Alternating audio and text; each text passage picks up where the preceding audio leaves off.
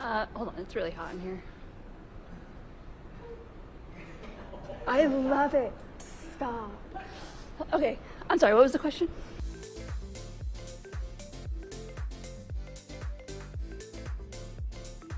I threw one 779 today. I know it's downhill, but as long as I get him in the circle, I think I have a chance to take him down pretty easily. I mean, he's just kind of your average person, not really that good at disc golf. He's just okay. He misses a bunch of putts out there, I've heard. Today's your birthday? Yeah, today's my birthday. Happy birthday, Thanks, buddy. Uncle. Thanks, buddy.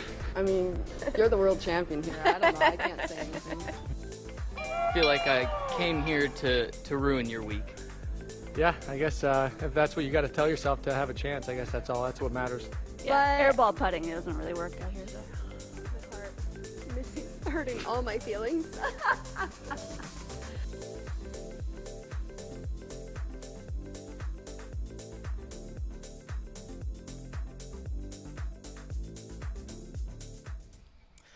Hello everyone and welcome to the finals of the 2021 Disc Golf Pro Tour Match Play Championships presented by Discmania.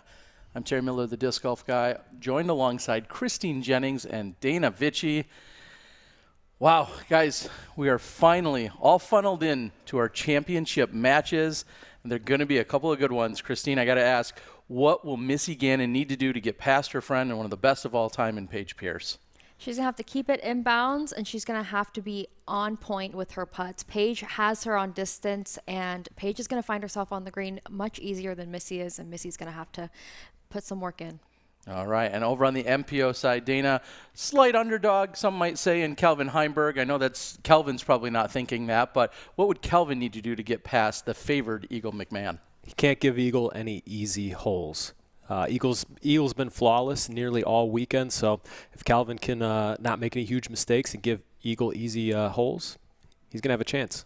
All right. Well, it looks like we are T-side right now with Eagle and Kelvin. We've got Nate Perkins on the ground. He's going to talk to them before they square off. All right, we're here with Eagle McMahon and Calvin Heimberg. Calvin, if you take this tournament down, it will be the largest cash in your career. How are you feeling about today's match? I feel pretty good. Played pretty good this morning, so just hoping that continues.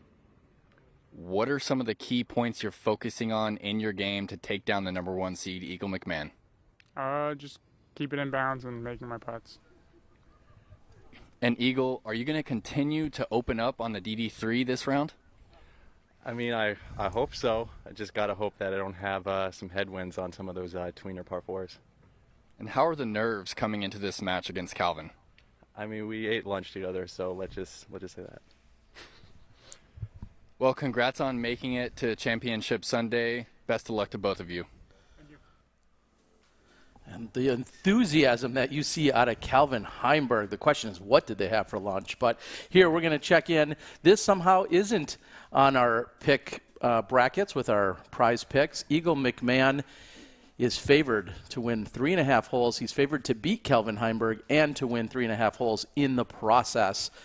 It's going to be a close battle between the two of them. It also looks like our FPO competitors are ready to square off. We've got Paige Pierce, Missy Gannon. Let's see what they have to say. Maybe they had lunch together as well. We're here with Missy Gannon and Paige Pierce. Missy, even if you don't win this match, this will be the best cash of your career. How are you feeling about your performance so far? I feel great, and it's going to be double that. So, you know, all the pressure's on her. She's the 5-time world champion here. I just got to do what I do and take her down. Paige, what are going to be some of the key aspects of your game that you're focusing on going against your best friend, Missy Gannon? All of it. I'm the best player in the world, and she knows it. She's throwing my signature disc in her bag, and, you know, we're ready to battle. Did you guys also have lunch together? I actually invited her, and she bailed on me, so. Strategy. Just a strategy, you know. Can't be too friendly right before the match. Congratulations to you both on making it to the final round. We're all excited to see how the match goes down. And here we are. We're taking a look at it. Paige Pierce is the heavy favorite here. Over at Prize Picks, they have Paige winning 4 holes. That's the line that they projected. They have her winning it and doing so with 4 holes. Well, we'll see how that pans out. We have to thank Prize Picks and the new partnership, of course. We're going to continue to talk about them as the rest of the year moves on, and playing daily fantasy disc golf. I don't know if it gets any better than that. And we're taking a live look here at the Steel Club. What an incredible venue. So much fun out here. And some have said, well, you know, this favors some of the longer arms. We're seeing 2 long arms in the finals, and it sounds like they're ready to go.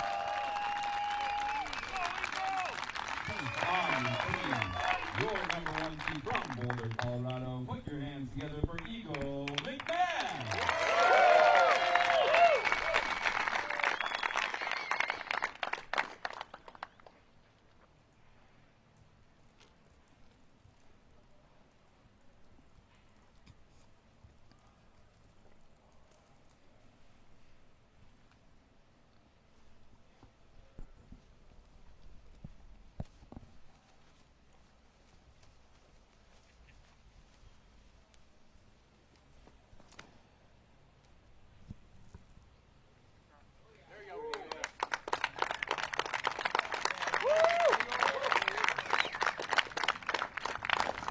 And his competitor, our number 3 seed from Tampa Bay, Florida.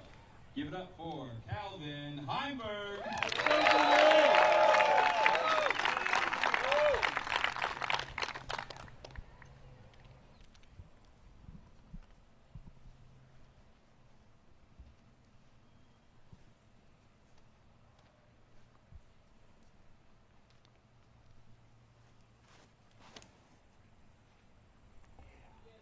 Go, baby.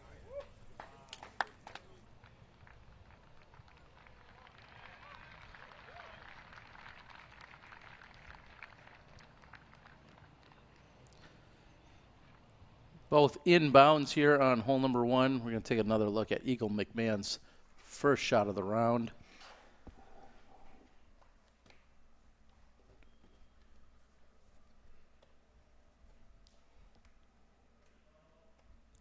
He likes it, and we'll see how that positions him against Calvin Heimberg. But as we were just talking about, if you head over to prizepicks.com, you can see where all the action has been unfolding for your daily fantasy disc golf.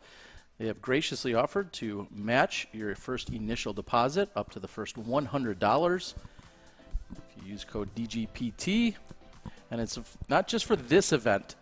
Prize Picks, of course, offering a plethora of other events that you guys can go out and check out in many sporting arenas and venues.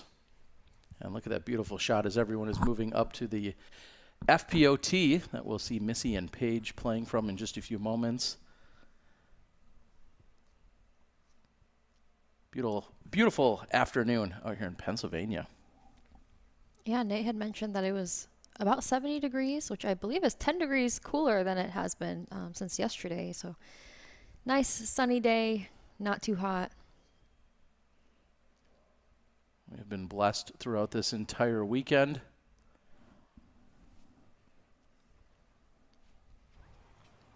And it looks like Eagle will be going first.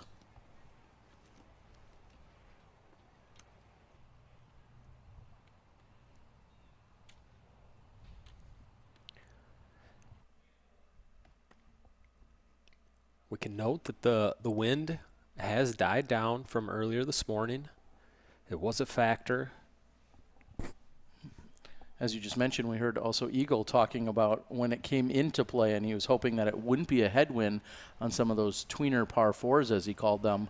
I don't know if we're going to see another 700-foot shot from him on hole 3, but I know he'd love to repeat it. Here he is with his second shot on 1. He's testing that out of bounds on the left.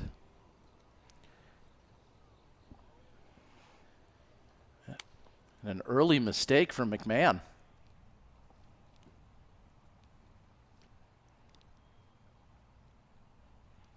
And Calvin, I believe he's been 3 for 3 for finding the green on hole 1.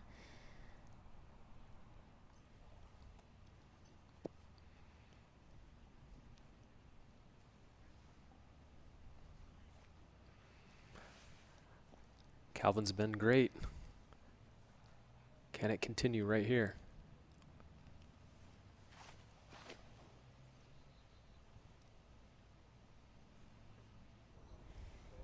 Swings it wide, avoids the OB.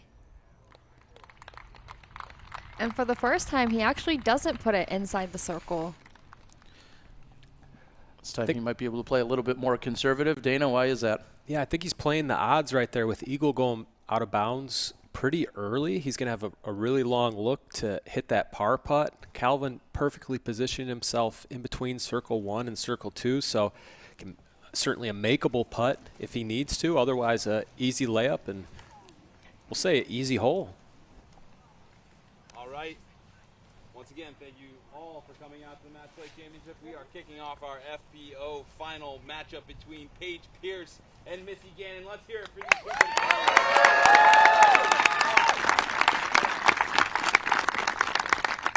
First on the tee, your number 1 seed, 5-time world champion from Plano, Texas. Give it up for Paige Pierce.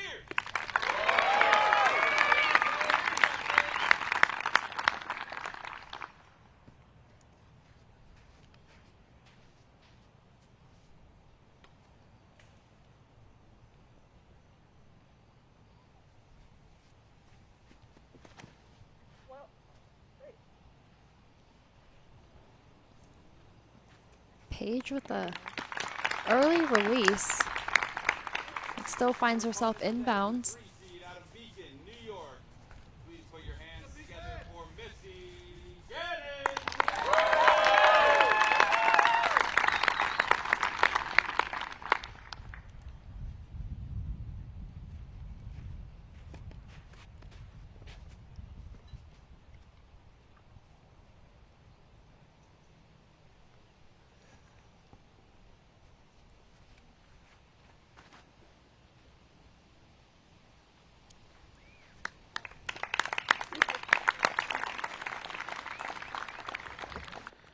And both of them finding the fairway. There was something that was exchanged between Paige and Missy as Paige had walked off the tee. I think that banter will continue. But now we're taking a look at the challenge brackets. You could find out there on challenge.com that you could fill out earlier in the week. Eagle McMahon versus Calvin Heimberg. 18% of all brackets thought that we would see this matchup. 53% of the people that did pick this matchup have favored Eagle McMahon. So just a slight favor from the fans at home. And then when we look at Paige Pierce versus Missy, again, 14% of all brackets thought we would see this matchup, and 69% have favored Paige Pierce to come out on top. So as we all know, brackets, picks, favors, lines, projections, all that can go right out the window when we're here in our finals, especially in a match play format.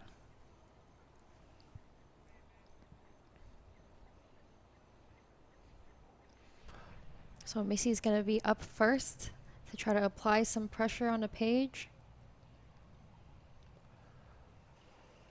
Hole 1 for the women. Par 4 coming in at 455 feet. In terms of distance, it's a relatively easy par 3. It's just making sure that you're steering clear of the OBs. And throughout the 12 holes, if it goes that far, we actually see a few different tees and pins and distances out here on a number of the holes. Don't we, Christine, when it comes to the FPO? Yeah, and this is a good example where the ladies have a shorter tee, and there is a, I believe it's hole 11, where they have a shorter pin.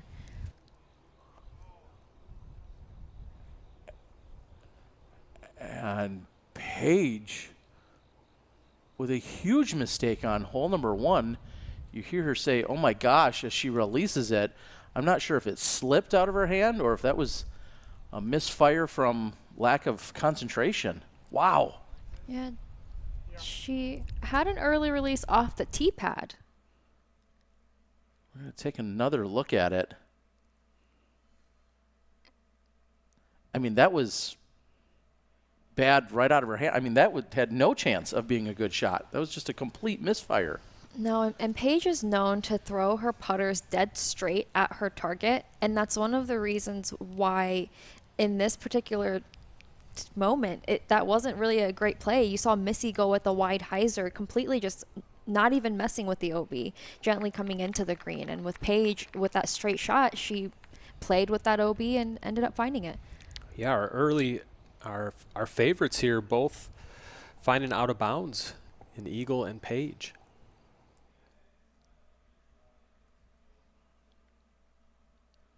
Again, this is a live look here at hole number 1 from up above. What a majestic setting that we have out here at the Steel Club.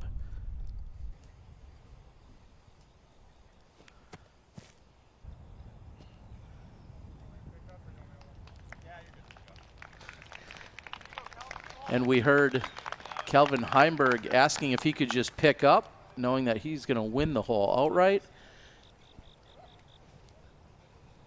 That is considered a gimme, a shot that players agree can count without being played. Wow, we see some scoring on hole number 1. Will we see more on 2? Well, we'll find out after a word from these sponsors. You're watching Live Disc Golf on the Disc Golf Network.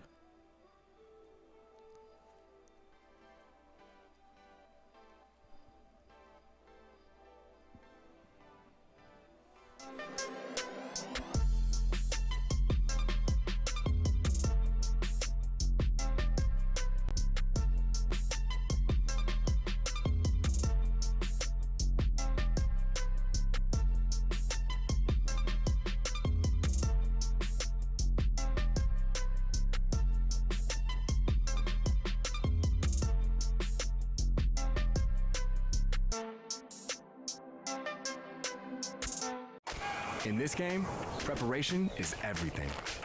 It gives you that edge to become something from nothing. Success is not by accident. Because you know, the course plays no favorites.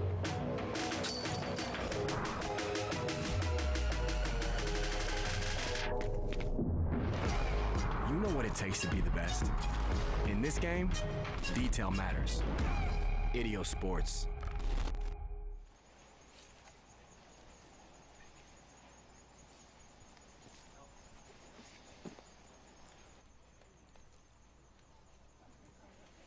And welcome everyone to hole number 2. We're going to have Missy Gannon. She has the honors after she won the previous hole. Missy earlier today struggled a little bit on this hole. Let's see if she can get a better score on the hole today. Or at least better than Page. You're right. That's all that matters.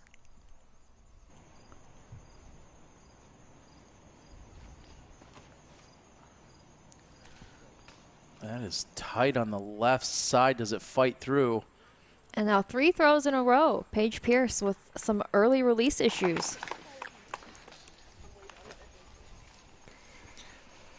See that she doesn't appear to be too concerned about it, and she's talking with Missy Gannon.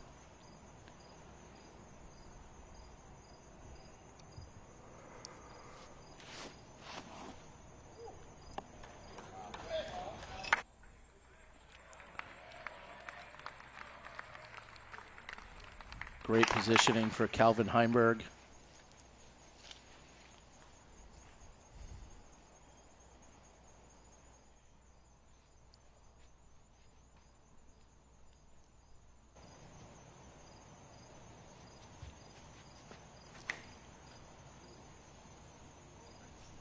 That looks like it was pushing the right side. And that looks like a little bit of trouble for Eagle McMahon. We'll see what he can do with it, but FPO, MPO playing the exact same tee to the same pin. What's the game plan here, Dana? Yes, hole 2, it's par 4 on the men's side, par 5 on the women, 725 feet long, and what they have to do is first navigate this, we'll call it a tight fairway out here at the Steel Club. This is one of the tighter fairways we'll see, but once players make it through there, they have to finish to the left onto this flat part if they don't want to have to contend with the tall grass on the right or the slope on the left. We're approaching narrow part of the fairway. It is out of bounds on the left side, no out of bounds on the right. And now, important thing to note here, we're coming up to the golf green. This is in bounds. This is the one place on the course it is in bounds, and it does slope off dramatically behind the basket with out of bounds looming.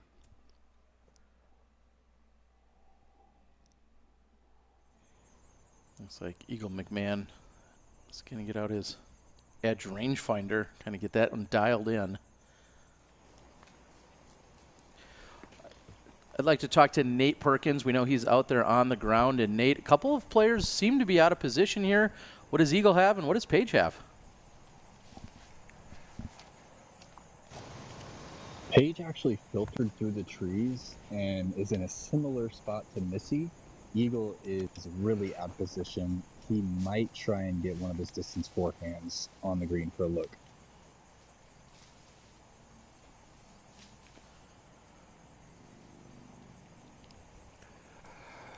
All right. It's a really dangerous shot for Eagle. If it hyzers off to the left, it is the green itself, the golf green, is very fast. It's easy to skip and roll down the hill out of bounds. He's going to want to make sure he turns this over, but not too much so it can come back at the end. Oh, that's the turnover you want, and it'll come back at the end exactly as you described, Dana. And it's just off the edge, but it looks like it hangs on enough. And I'm not sure he'll have a clean look at the putt from there, but carried all the distance at least. Yeah, that's one of the first shots we've seen come in short left and stay inbound, so maybe a little luck for Eagle, or maybe he landed it just right.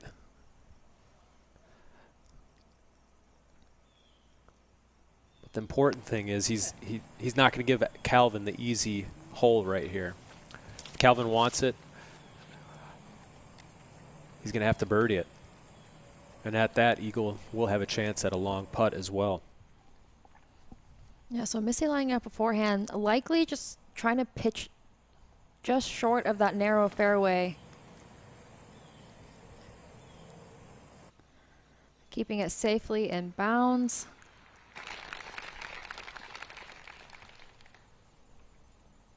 And Paige looking to be in similar position. She's just over 400 feet and going with a standstill. She's definitely not going for the basket here. Oh, and you saw her slip. Does it hang on, or does it find the OB on the left side and just barely stays in? And Missy, you were talking about it before. We've seen Paige with 3 shots now that all leaked out to the left or went hard left out of her hand. This is the one place where if she did that, she was going to be heading directly to the out-of-bounds area, and it just barely hung on. Yeah, Paige not wanting to make any more costly mistakes. Not a good feeling to not be feeling good off of the tee or, you know, with your shots. You definitely want to be on point, and Paige not seeming to feel it. We heard from Nate Perkins earlier in the weekend that this is just about 400 feet from this spot to the pin. We'll see if Heimberg can put himself in position for the birdie. He doesn't like it. He says it's too high. It needs to sit easy. Oh, no. And the mistake you were talking about, Dana, saying that when you push too hard to the left, you can find the out of bounds, and that's exactly what Calvin's did. And just a moment ago, we were thinking Calvin would have the upper hand here, and now it looks like that role's reversed. Nate, are either of them going to have a good shot at the basket from where they landed back there? Calvin's going to have a similar look to Chris Dickerson's throw-in earlier, and Eagle has a pretty easy pitch-up for his par. Advantage Eagle. And if you missed it earlier, Chris Dickerson was looking to lose the hole before he threw in from 101 feet. Yes. Ultimately, Calvin was able to put Chris down later in the round.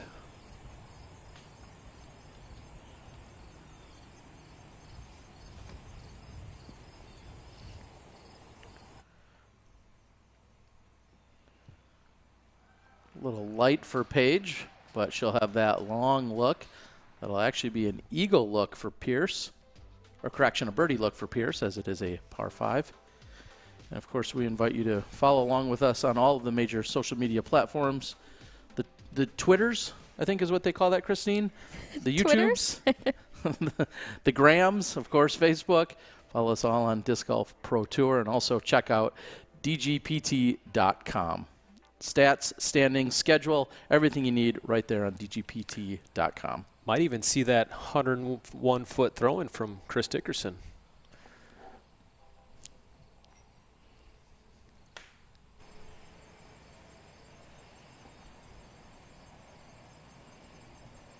No.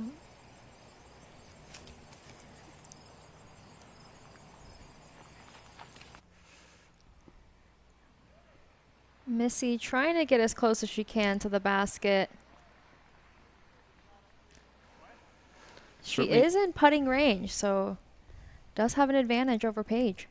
A little bit better of an angle, too, coming from that left side, as Paige will be putting straight to the drop-off. Of course, Missy will still have it in her eyesight, but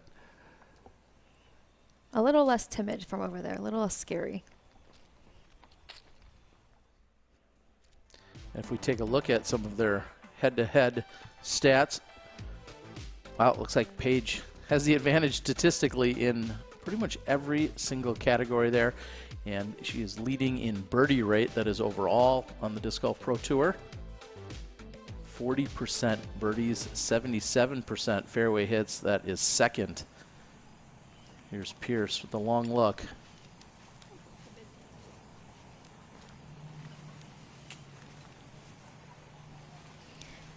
And Paige gives it a run, but gives it a little bit of loft so it doesn't go too far past the basket.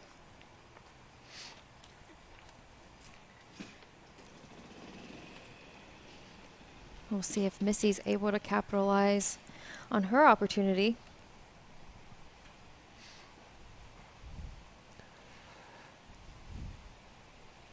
during the regular season, according to Statmando, Missy is 2-14-0 against Paige.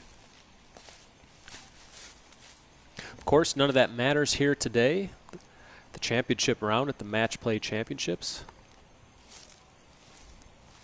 And this is a very similar position to where Dickerson threw in earlier. He might have been a little bit more forward of where Calvin is, but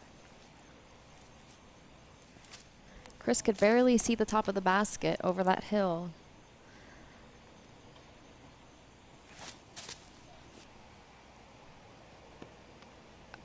And it looks like Calvin slipped.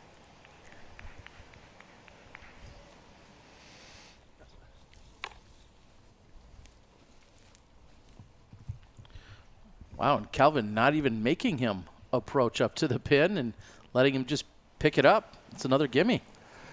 Very quickly, all square on the men's side. Maybe these guys have something to do afterwards. They're in a hurry to get this thing going. I feel like that could have almost been generous, but if, I don't know, I guess a layup is pretty easy or pretty routine. There is a slope, so it could have gotten a little hairy, but.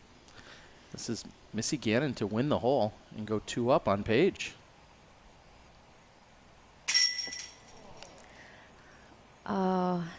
Just a little left side.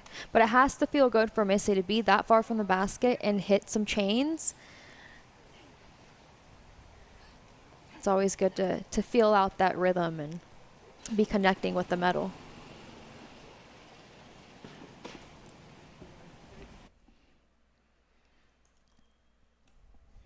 Wow, and so close. Like you said, that little bit high left side.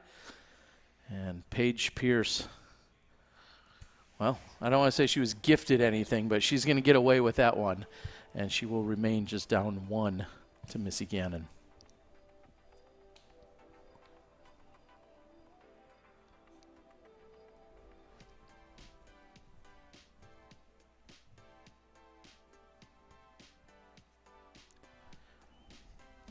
As you mentioned, Dana, with that, our MPO finalists are back to all square. They are tied through 2 holes.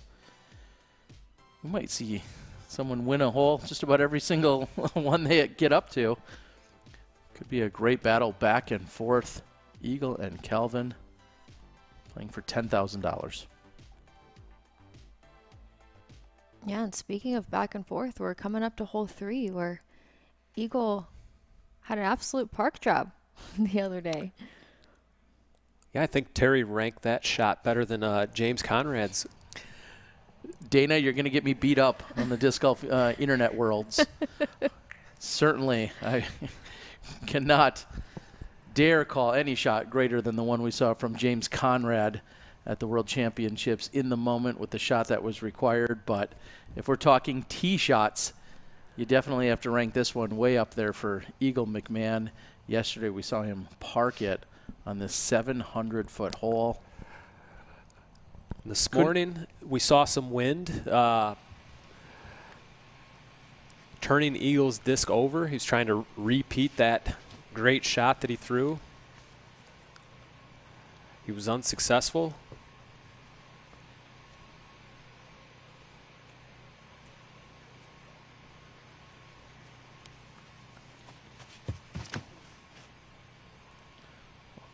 That's looking very similar. It's fighting out a little bit earlier. Still an incredible shot by Eagle McMahon, but that one hooked up just a little earlier in the flight, came back out of it. That's going to be a long jump putt for Eagle on this 700-foot hole.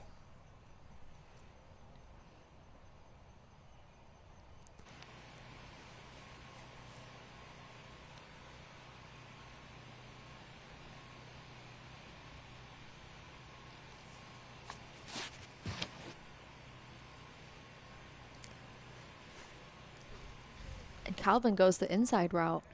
Yeah, and that's not a shank. We've seen players take that, we'll call it that right route all weekend. Cuts a lot of the distance off. And we'll have to double check with Perkins to see. Calvin might have actually gotten closer to the pin than what Eagle did. First, we've got Missy Gannon.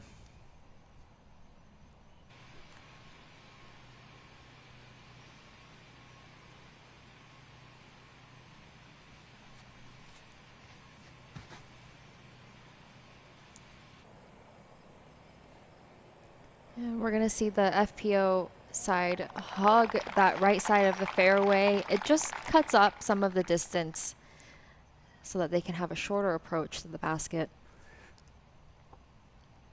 Yeah, if they can get just beyond those trees, it's clean living from there to the bucket.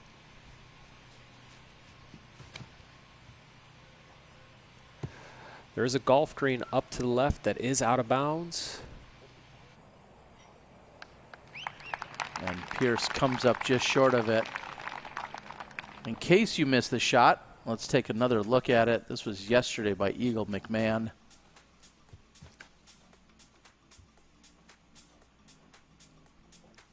Really did look similar to today's shot until just didn't have the juice. Hyzered out a little earlier. Flexes back and he could tap that in with his bag on. Incredible shot. Nate, big crushes by both Calvin and Eagle. Can you tell us which one is closer to the basket? Eagle is nearly pin high. I believe you're right. He is going to be able to jump putt down the hill. I would say that he's a good 60, 70 closer than Calvin. Now we've seen from the range where Calvin's going to be throwing, we've seen Calvin leave himself short or off the mark on a number of these shorter putter up shots.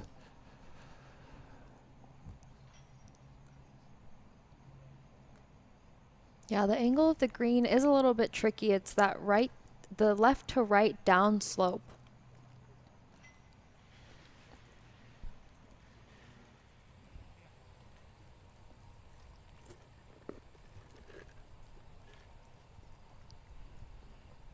And Missy has left herself short of the trees right there that you want to get past. So now she looks like she's lining up an Anheuser. And that's going to be a touchier approach to come into the green with that left to right panning Anheuser. Yeah, very high level difficulty on this shot.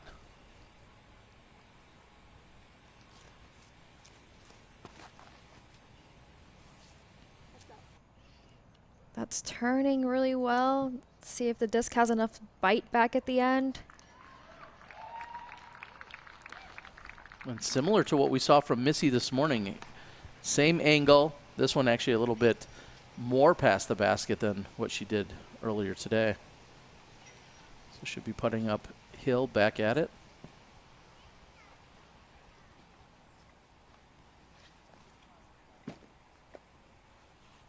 And Paige finds herself towards the top of that hill.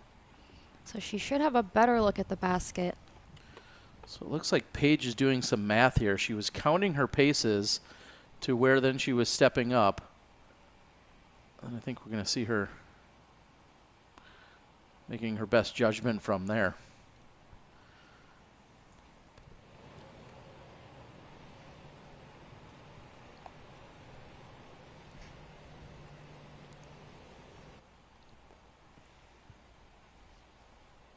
She's not too far from the basket, but with that little bit of a hill in front of her, the angle integrity of the disc is going to be important.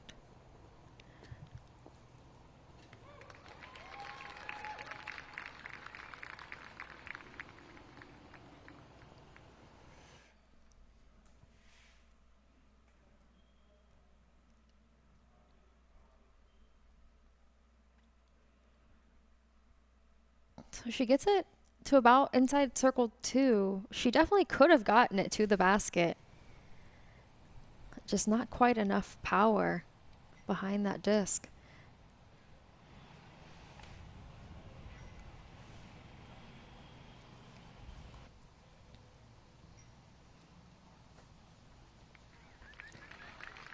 Routine approach for Vinny.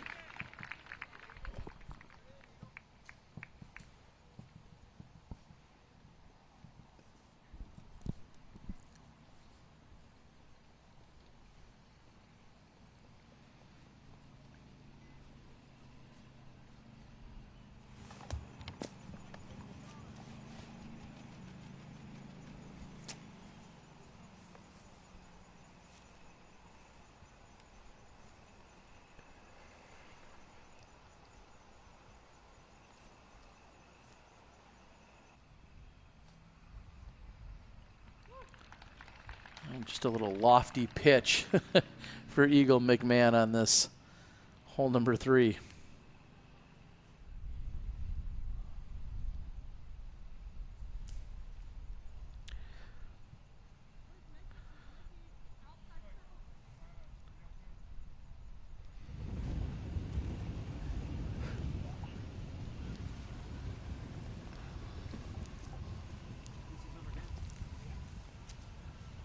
I believe Paige actually snuck right inside of circle 1 versus circle 2, so that should leave Missy out first. Missy might be slightly farther than she was this morning.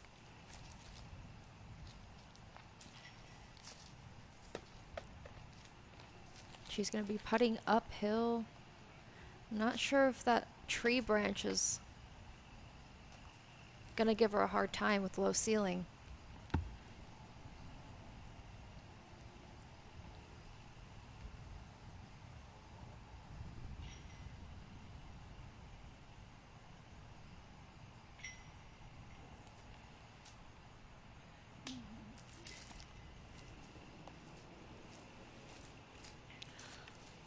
This leaves Paige with an opportunity to win the hole.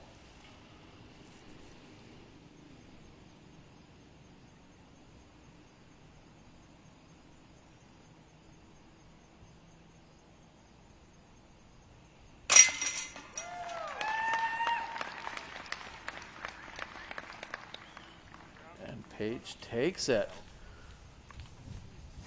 That'll bring our match back to all square. Both Vinny and Eagle pick up for the gimmies. We're going to take another look. Paige Pierce cans it. All square through 3 on the FPO side. We'll be back after a word from these sponsors as you're watching the Match Play Championship.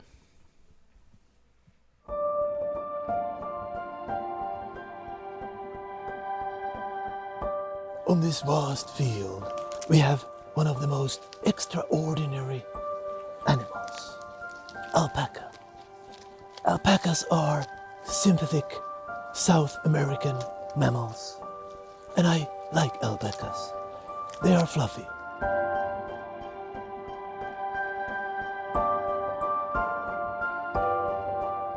There are several benefits of having this product.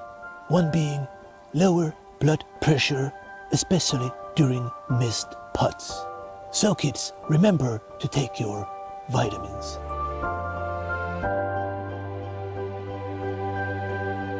But what I really like is a fresh stack of new P2s. They are the most extraordinary putters on earth.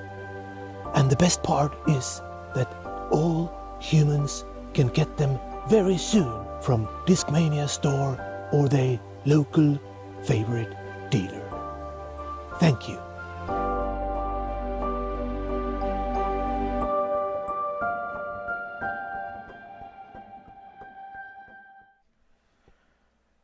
Welcome back, everyone. They're moving over to hole number 4.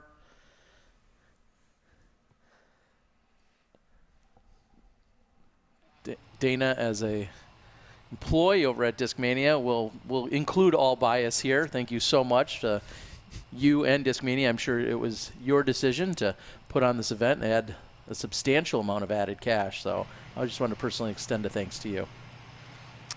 Yeah, Terry. Thank you. Here's Paige Pierce.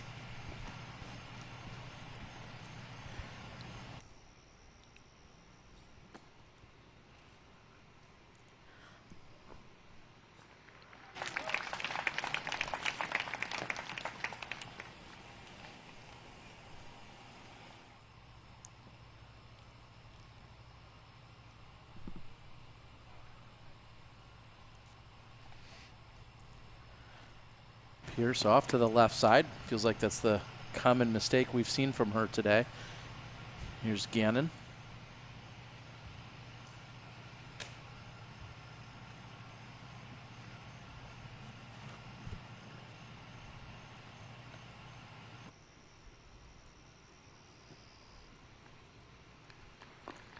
Missy seeming to put herself closer to the basket than Paige did. Hole 4, the FPO is playing to a shorter basket. So here we're all teeing off on the same tee pad. The men are going to be playing to a basket that's 435 feet, and they will have OB to contend with on the left-hand side.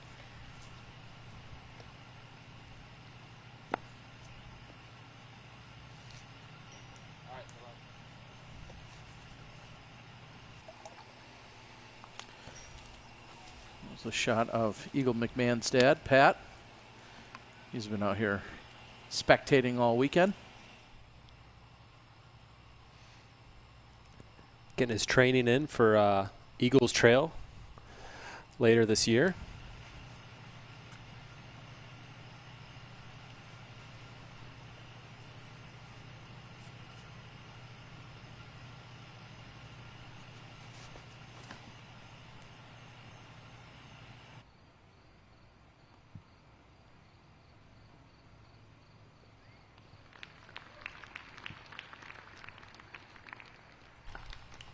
Of a long look at birdie.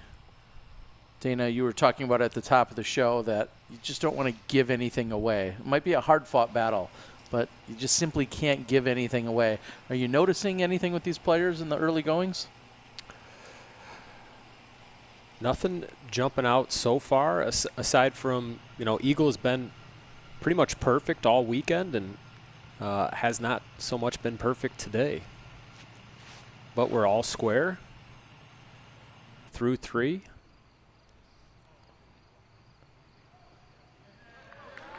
Well, that's going to certainly apply the pressure. I think Eagle McMahon knows he's going to have to make his long putt. And the spotter running out to mark it at 18 feet. So maybe that gives a little bit more of a visual cue and maybe a little bit intimidating for Eagle, saying, oh, wow, he's that close. Shout out to all the volunteers out at the Steel Club this weekend and week in and week out at these Disc Golf Pro Tour events or your hometown local events. Volunteers making things happen.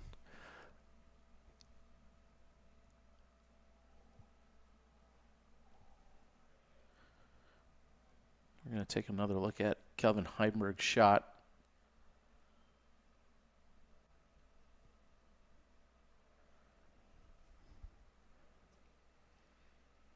Very compact throw for Mr. Heimberg.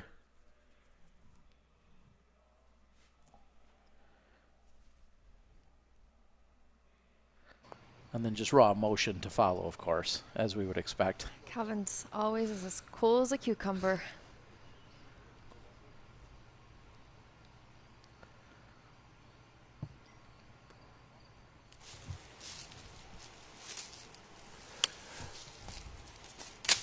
So we saw earlier this morning that Paige and Missy were both able to capitalize on some longer putts on this elevated basket.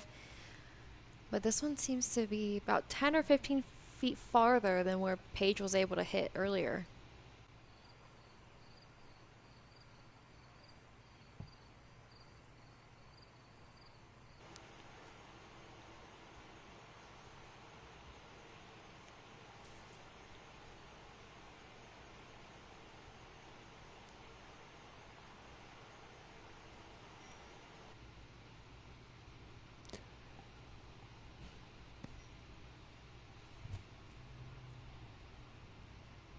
And Paige gives it a run, knowing that Missy can be deadly from circle 2.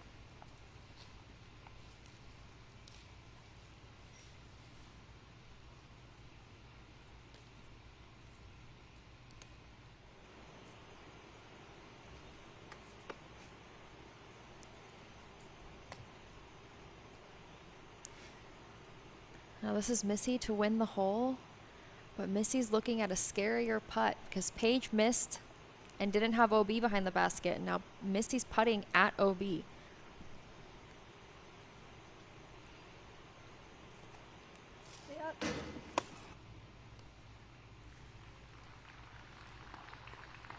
Unable to make the putt, but fortunately hits the metal and just sits down.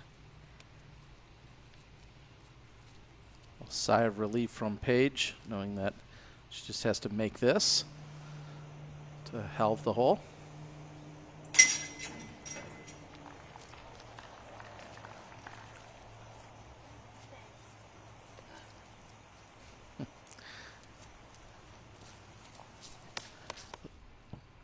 Disgruntled Missy knows that was a great opportunity for her to go one up on Paige.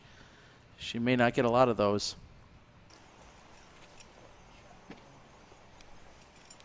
As Eagle gets into position, we'll ask, Nate, do you feel like the vibes between Missy and Paige have gotten any more serious out there? You know what I've noticed is as much as these players joke around before the match, as soon as the match starts, they just get right back into their fiery zone that they operate in when they're competing. It's pretty special.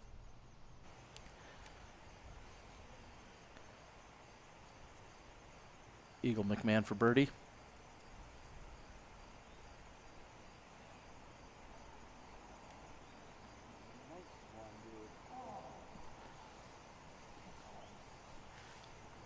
Nate, did that go out of bounds? I guess we're seeing the red flag now. That is OB, correct?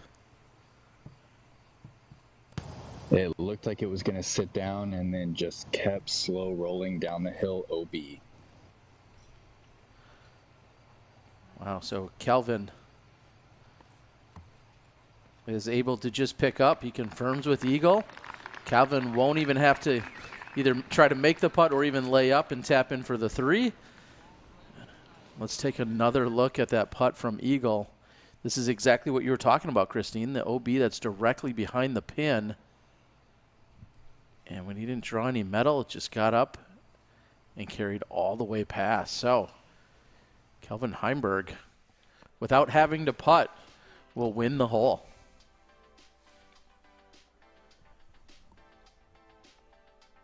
Our slight underdog in Calvin Heimberg is now 1 up through 4. Meanwhile, over on the FPO side, our 2 finalists will remain all square.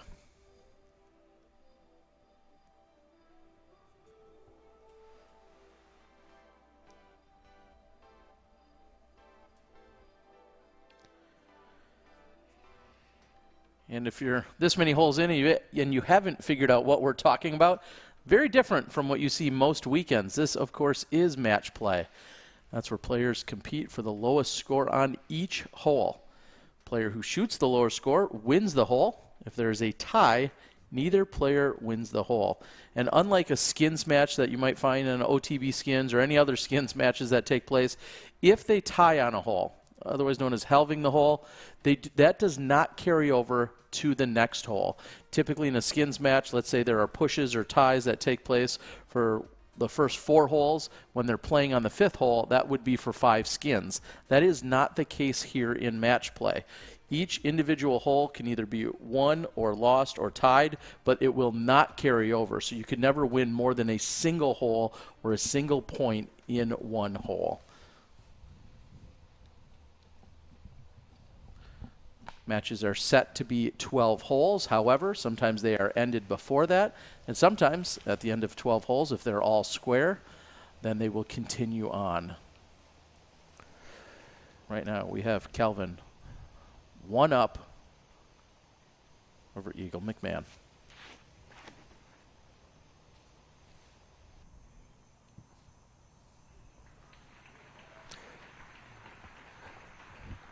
Good position from Calvin there. And we are back to the men and women playing the same hole.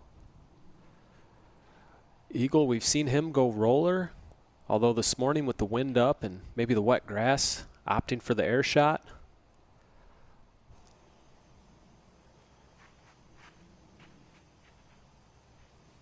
The hole becomes a lot easier if you can get to the top of that hill where the sun is shining there and finish on the left side.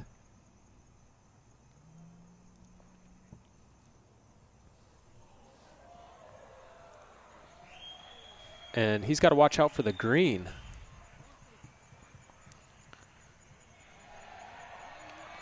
And we finally see the green flags waving. What a shot. That thing just kept on going. And Eagle threw a very understable fairway disc on that shot. This naturally wants to flip to the right at the end of its roll.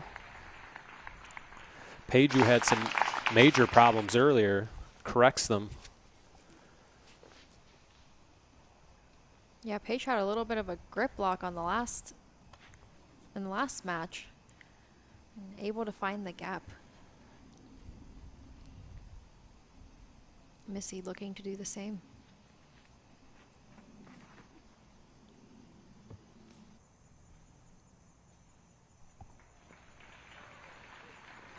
We're going to take another look at Eagle McMahon's roller.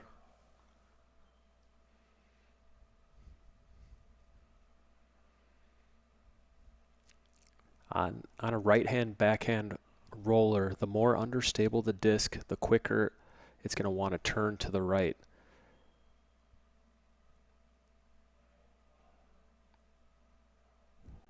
And as you mentioned, Dana, rarely do our players have to worry about the green up there that is out of bounds, especially on their tee shot, but Eagle McMahon rolling right past it. What else are they trying to do on this challenging par 4? Yeah, so it's 520 feet long, and really the main goal is to get out of that first gap and then up onto this portion of the hill. Because once you get up here, it becomes a lot easier to access the green.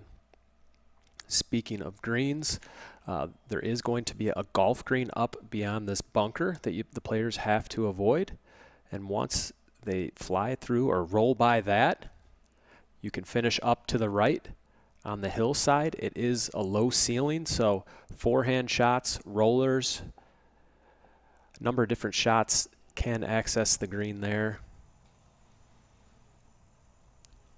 And in that flyover, we saw the bunker and saw that eagle was going right past it. Here's Missy just pitching up to the top of the hill.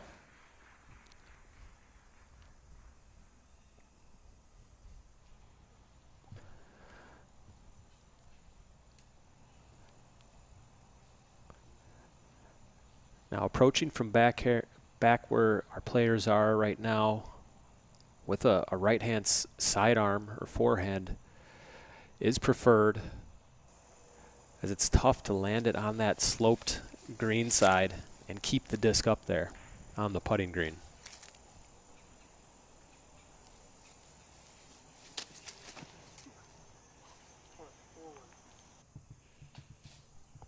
And Paige trying to reach the green. Turns just a little bit too early, but she's up there and has a look.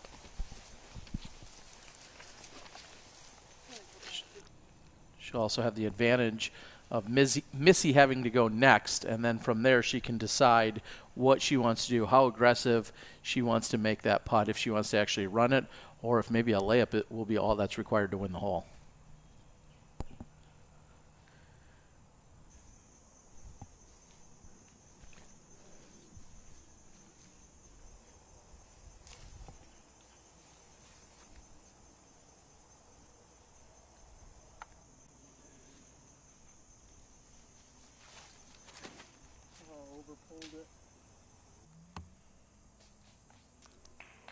Oh, and Calvin says, oh, I overpulled it, but still works its way through and gives himself a putt. Good miss from Calvin.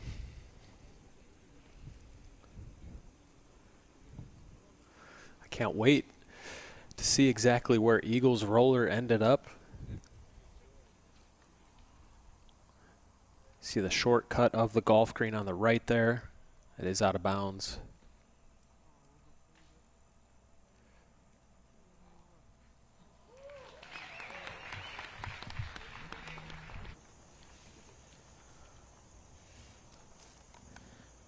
And Christine, we've seen plenty of success when people are getting to the green, somehow it's staying there. But that's all about angle control, that's all about your speed. This is going to be a big moment for Missy because she's going to want to put this close, and that will force a decision for Paige Pierce. Yeah, the backhand approach particularly is a little bit more treacherous because if you don't have the angle right, you could cut roll off of that hill. Missy comes in with good angle. Probably could have put herself a little bit closer to the basket, but give herself a look. Well, and I feel like this is the perfect opportunity. Again, you just want to beat your competitor on this individual hole or on a given hole. So right now, Paige Pierce, if she has a look, should just try to throw it underneath the basket to have a drop in. That would be for her par when she drops it in. That is going to force Missy to make that putt, whether that's 18 or 22 feet, whatever it is. That will force Missy to make it. Paige just wants to put this underneath the pin.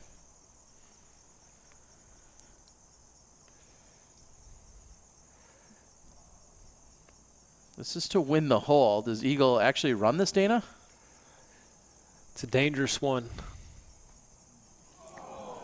Definitely was running it. Does not catch any metal. Sits nicely for a tap in.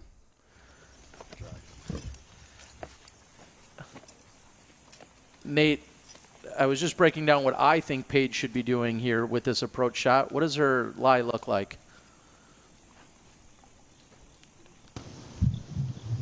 Well, Missy Gannon's one of the best Circle 1 putters in their division. I think Paige has to go for it. She's looking at a 42-footer here, maybe slightly obstructed. All right, so Nate contradicting my opinion as to how Paige may go at this, and we know that Paige certainly an aggressive putter, and Missy quite close, and as Nate brings up a great point, Missy's so effective inside the circle that Paige doesn't even want to risk the idea of Missy possibly missing it. She wants to win it outright right here.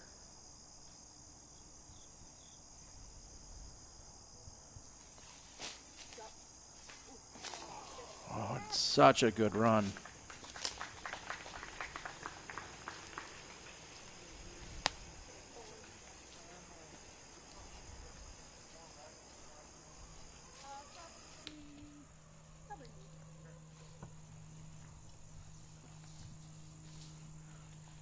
So now this is Missy to have the hole.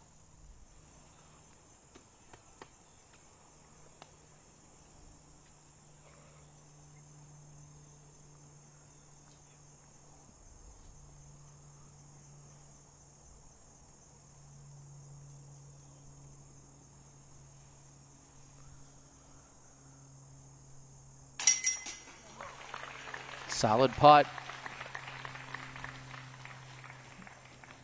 And as Nate had mentioned, Missy so good inside the circle. Paige assumed that she was going to make it, hence giving it the run herself. No points awarded.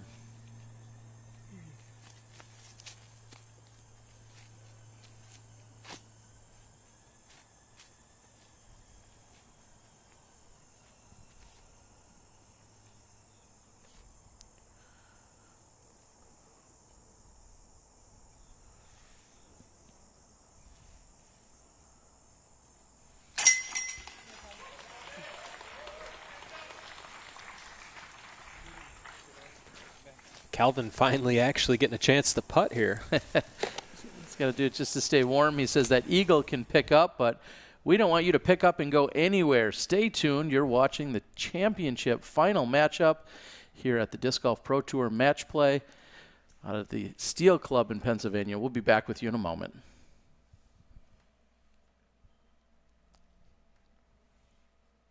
We are here to teach your entire school about the sport of disc golf.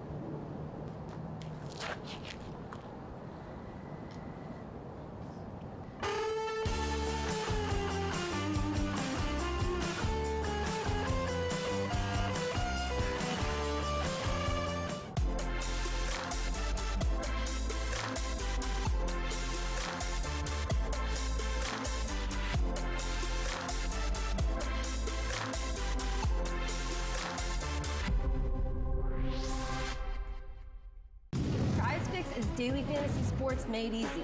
Simply pick the over-under on 2 or more players, and that's it. You can win up to 10 times your money in just one day. Download the PrizePicks app today and get your first deposit match up to $100.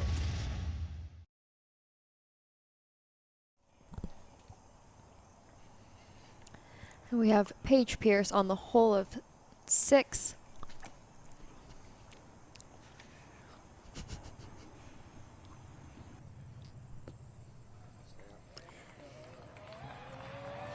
Oh, and that's going to have to stop. And right on cue, it stops, inbounds. Hole 6 is a treacherous one. Out of bounds, deep right, where we saw Paige Pierce just roll to. Out of bounds, short left, and deep. This is a hole all weekend. We've seen some holes won and lost. Easy way to do that is throw out of bounds off the tee.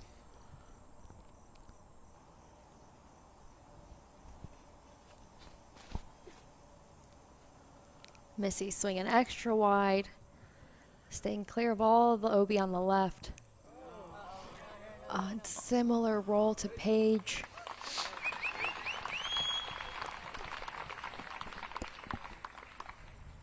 It's going to be interesting to see who's out and what they decide to do. Yeah, tough putts to run from that angle as the out of bounds is looming right beyond the bottom of the hill where the basket is perched.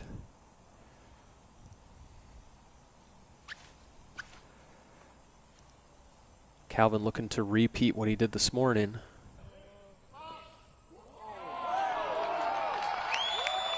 And this is 3 times in a row. 3 times in a row, Calvin puts it right next to the basket.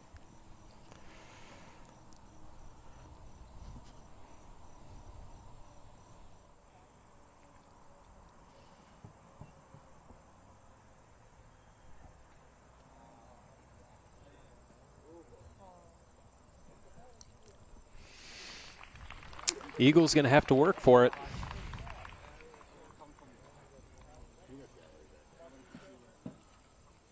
Let's take another look at Heimberg's tee shot. Really seems to have hole 6 dialed in from the tee.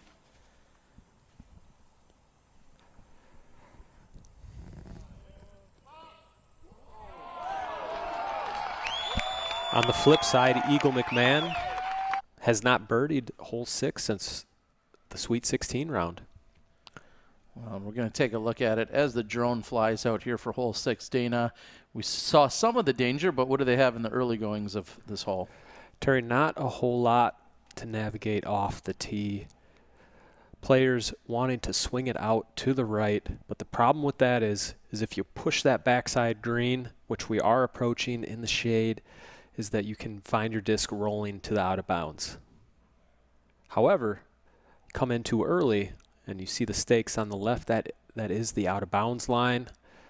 Very easy to find, and then kind of bows out here on the mound where the basket is located. Very tight green.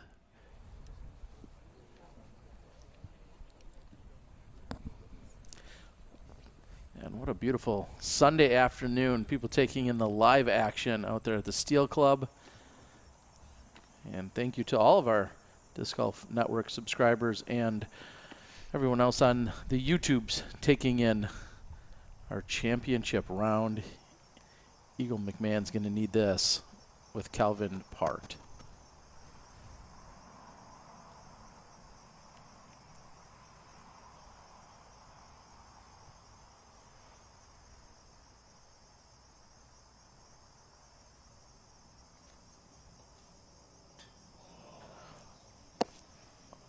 Wow, and that's gone deep and really not going to matter. It was either in or it didn't matter for Eagle McMahon. And you see some of the frustration. Eagle, I'm going to say it, he's got to be careful with that frustration. Seen him hit the ground in the past and injure his hand.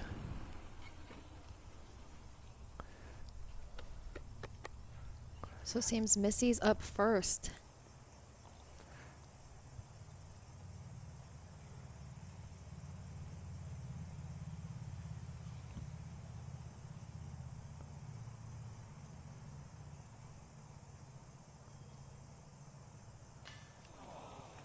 And it sits just a few feet behind the pin, so that'll be the easy tap in for the 3.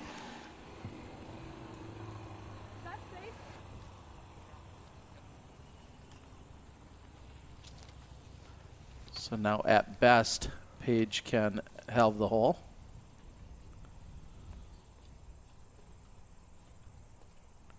And Paige is in bounds. She's just opting to take that meter off of the OB line. I apologize, I stand corrected. I was, for some reason, thinking she was out of bounds.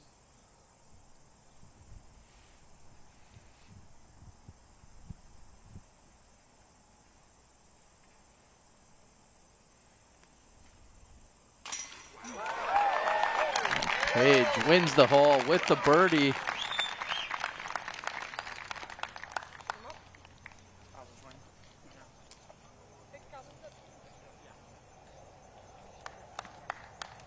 And Paige capitalizes on the opportunity.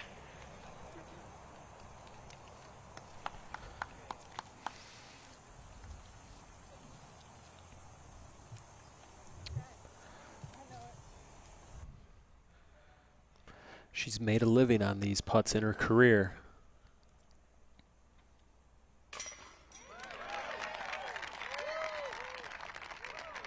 It's the reason she is the 5-time world champ. Paige Pierce trying to eye up that $10,000 payoff here at the end of the day. She goes 1 up on Missy. They are through 6 holes.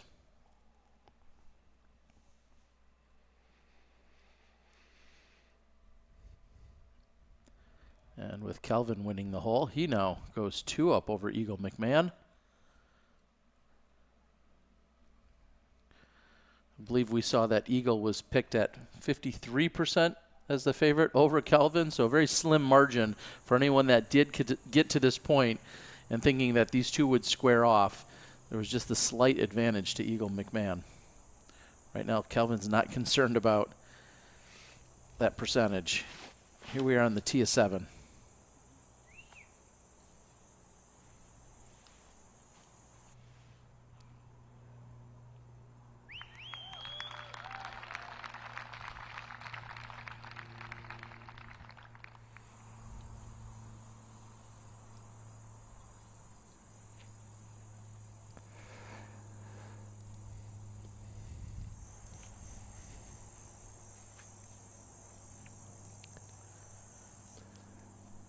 $765 par 4.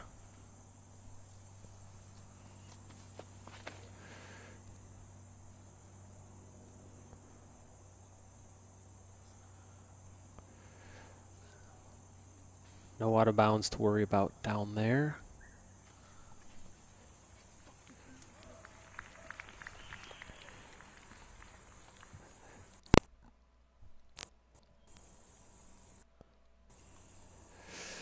And this is the same tee pad and the same basket that the FPO players are throwing to. They're just trying to get maximum distance off the tee. And if they can execute 2 perfect shots, they'll find themselves on the green.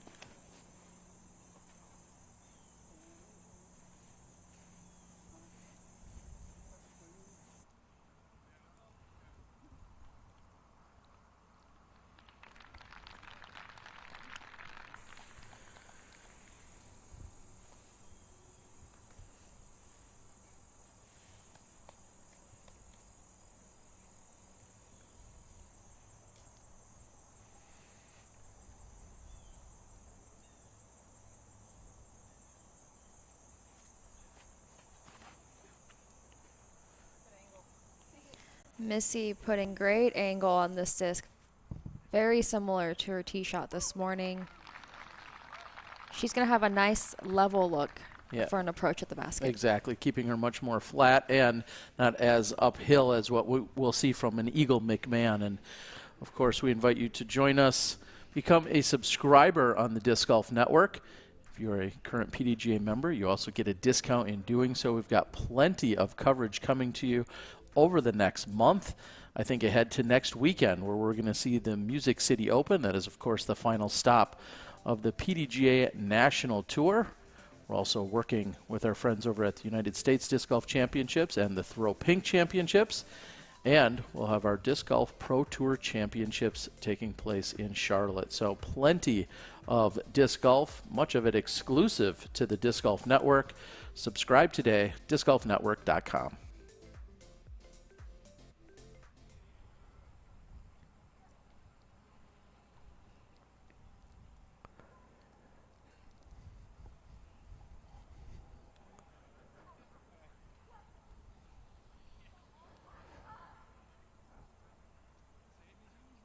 Paige and Calvin, the slight advantage after the tee shots here.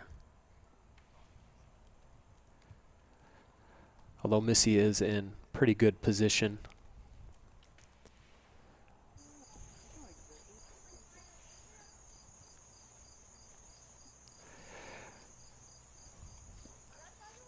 You can see that sand trap to the left of your screen. The basket is just to the right, and beyond that, deep is the golf green.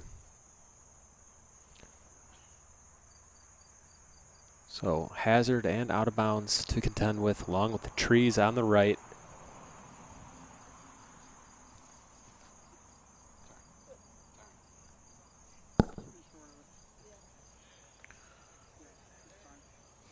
Oh, and Missy pushing the disc towards that hazard.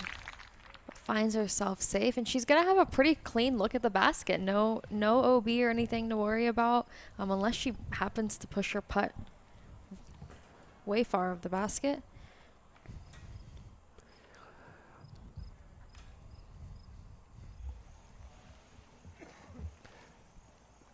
Paige with a much different look. Not too different than what Eagle McMahon is going to have.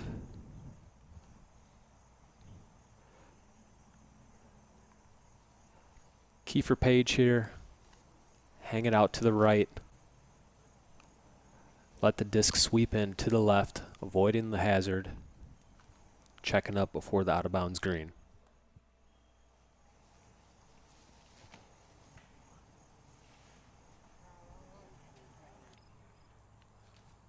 Oh, and the disc just has some of that late turn to it and never really faded back towards the basket. I would say advantage to Missy.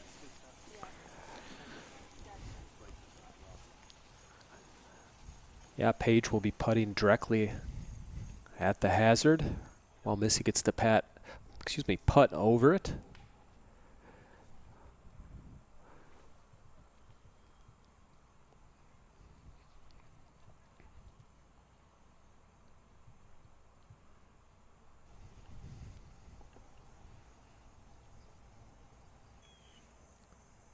Calvin with his game face on.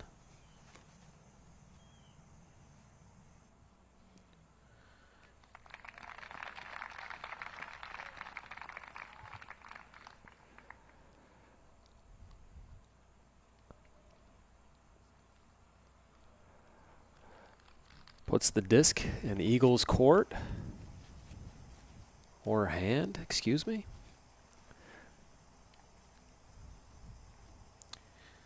And although the closest, I wouldn't say this is necessarily the easiest approach out of the rest of the group.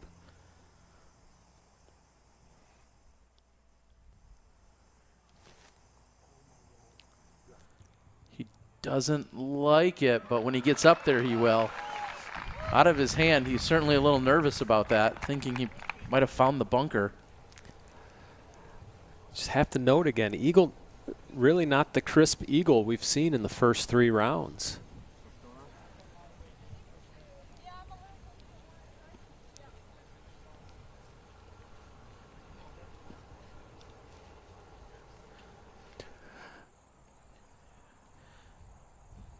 And here's a big decision for Pierce, knowing that the hazard is directly behind the basket, also knowing how good of a putter Missy is. You have to assume she's going to go for this.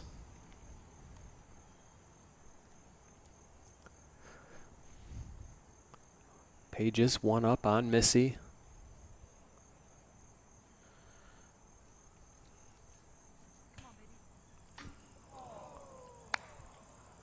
Oh, and the worst possible scenario, she missed and it rolled into the hazard. That will relieve almost all pressure from Missy. And that was a decision Paige had to make. I mean, Missy has been known to can putts from circle 2, and Paige just didn't want to take that chance. I mean, Missy can just lay this up. Typically, I love Paige's aggression, but being 1 up, Yeah. I don't think that was one that she needed to make. Especially with Missy being this far away. Missy just needs to lay this up.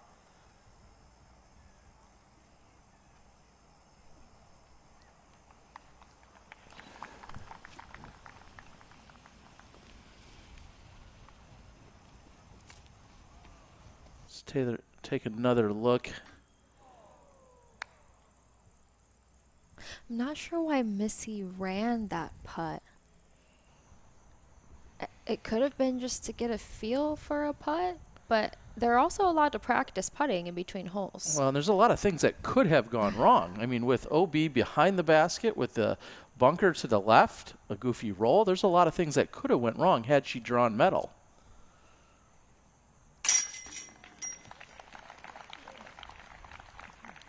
Calvin is in. He picks up for Eagle. He won't require him to putt that, and they will halve the hole.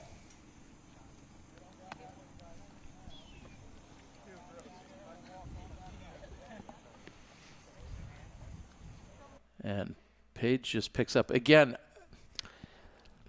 I'm not understanding. And maybe that was her version of, a layup and just laying it up right. What am I missing here, Dana? She's just looking to get another shot on the highlight reel, Terry. I think that's what it has to be. And I guess maybe that would be the question, is whether that was a full-blown run or if that was just her version of a layup. I guess kind of tough to tell from that distance, but either way, it doesn't matter. Their match is back to all square between the two of them through 7 holes. Man, keeping things interesting out here. And to remind you, this is a 12-hole match. We've got 5 holes to go. Calvin in the driver's seat on the men's side.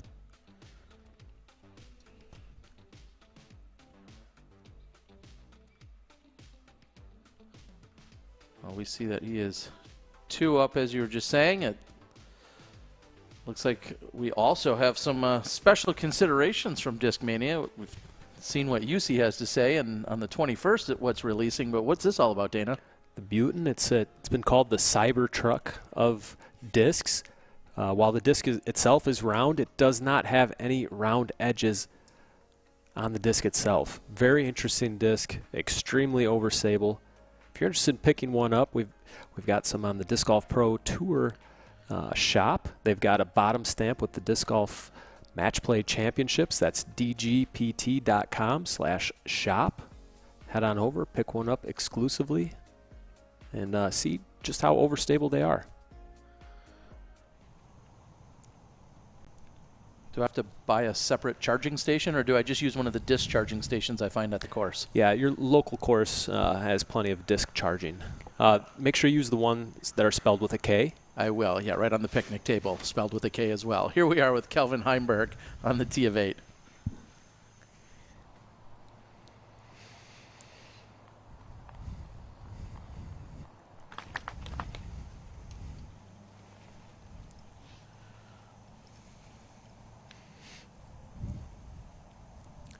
Hole 8, yet another opportunity to unleash. Tree line left is out of bounds.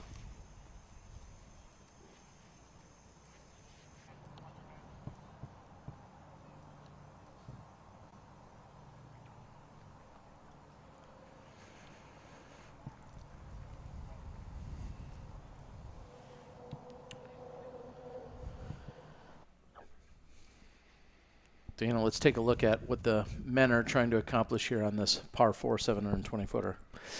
Yeah, so as I said, another opportunity for players to just grip and rip and show off that world-class distance that they possess. But it does start to play slightly downhill at this point. We saw Eagle just turn his disc over on flat ground. That probably would have found the ground about 450 feet down the way, but due to the slope, it was able to flex back to another probably 500-plus foot shot for Eagle there. But aside from the slope and the out of bounds on the left, not really too many trees in the way. One thing to note, this basket is elevated. The green, we have seen some rollaways this weekend. There is a little undulation behind, so. And now the FPO have moved up to a slightly shorter tee pad, 375 feet. We have seen the ladies get up to the basket, even though it's slightly uphill from here. They are able to get it up there. And this plays as a par 3 as opposed to the par 4 from the longer distance on the MPO side. Here's Missy Gannon off to the right. It'll be a long look at birdie. She's got a big smile as she comes back and talks to Tom. There is OB all along the left-hand side with that OB green behind the basket. So they're really just trying to get it up as close as they can, give themselves a look for a putt.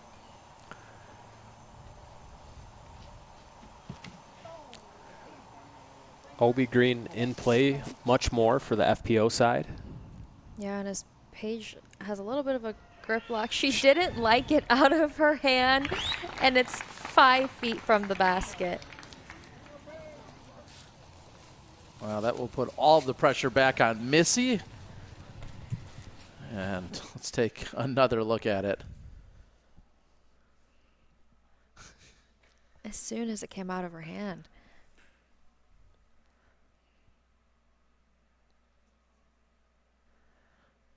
Well, if she didn't like that, I don't know what golf shot she does like. But the result is what matters, and then she turns back and smiles. Missy likes it as well. Again, an all-square matchup. That's what that AS indicates, an all-square matchup between these two. Someone referred to that simply as a tie, and official definition saying that all square when players are tied. You see that denoted in the scores. Somebody looking to pull ahead. Paige right now in the driver's seat on the 8th.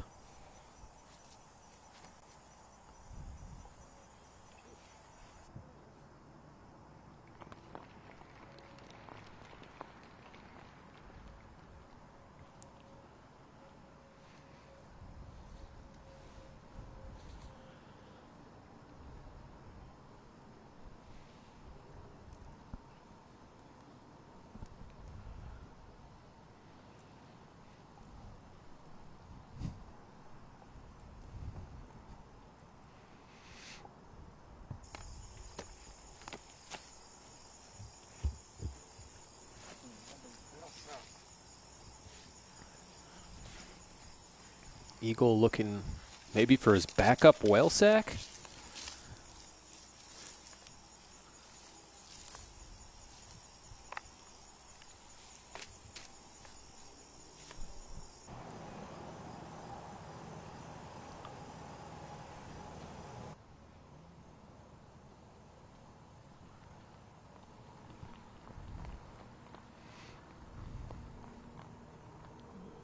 Just a bit off the mark for Calvin. Not quite next to the pin like I would have expected. Or a correction for Eagle. Some of the gallery repositioning, and Missy's going to go verify that Paige Pierce is in fact right next to the pin. So this will be a green light. She had to get all the way up there. It looked like the podium was possibly guarding the park job by Pierce. So there's really one mistake that Missy could make here, and that mistake is to come up short.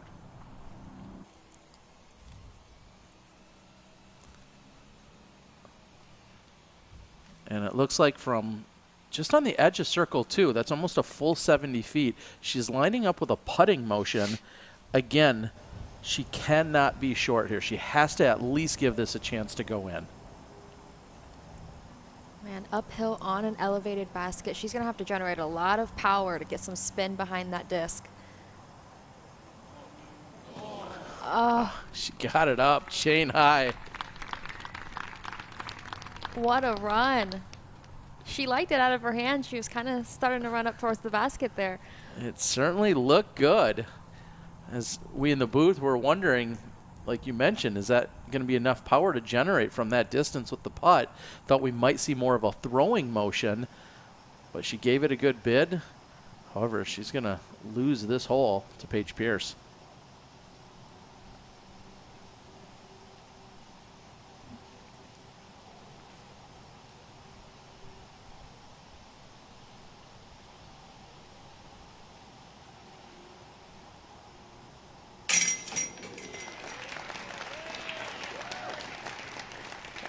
Calvin Heimberg doing what he needs to do here today.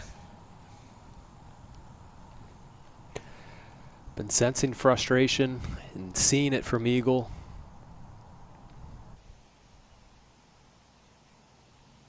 Needs this to have or tie the hole.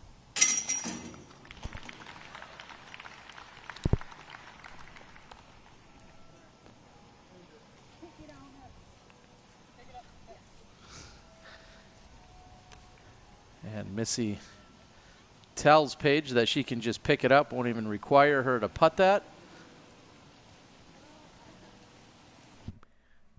Let's take another look at the effort here by Missy Gannon.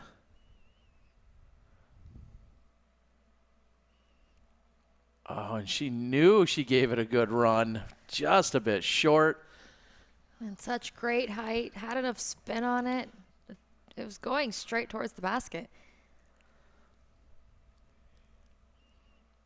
Missy's always smiles, always having fun out there.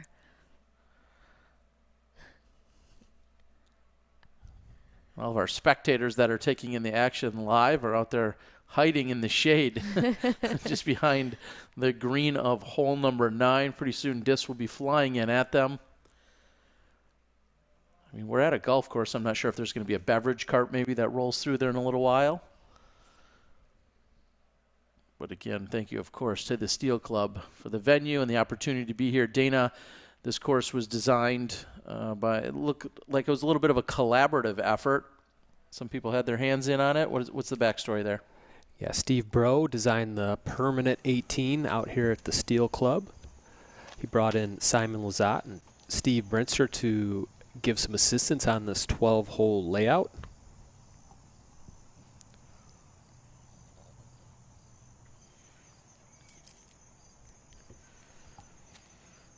Hole 9, 555 feet. Got an out-of-bounds golf green, just short of the basket.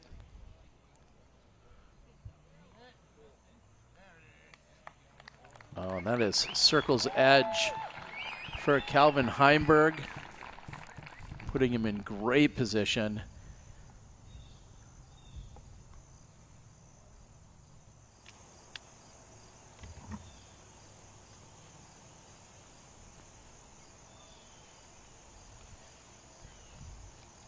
It's got to be tough for Eagle to see that shot, knowing that he's running out of holes.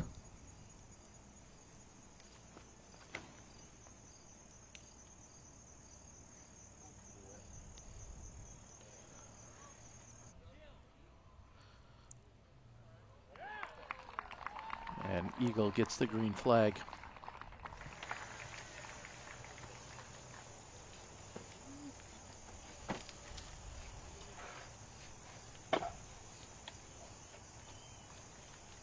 Now, this is a pin that Paige could reach.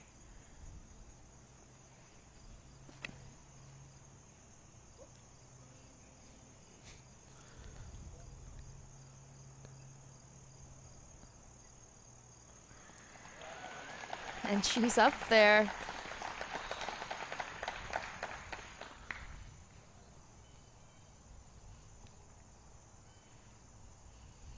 And now Missy, we've seen her in the past play with just a more stable disc, just throwing it straight down the middle and letting it fade out, more to just play for the easy 3. We'll see if she changes her game plan here.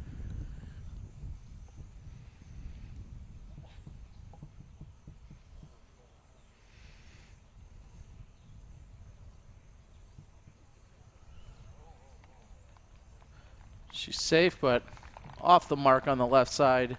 Let's take another look at Calvin Heimberg.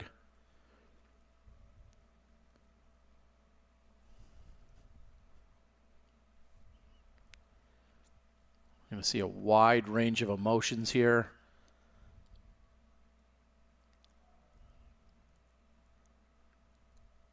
Wow. Yeah, that's all of them right there. So excited. He's going to be right around the edge of circle 1 as he's looking that one down. Dana, the downhill, hole 9. What's the play here? Hole 9, 555 feet.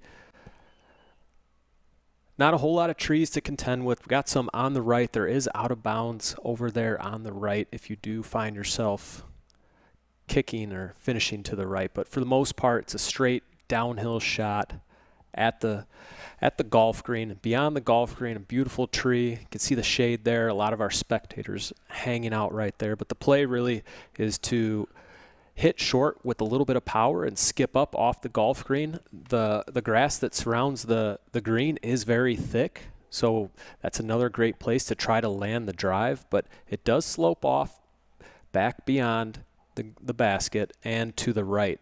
Most of our players are going to be approaching from that left side. Going to have to keep that in mind.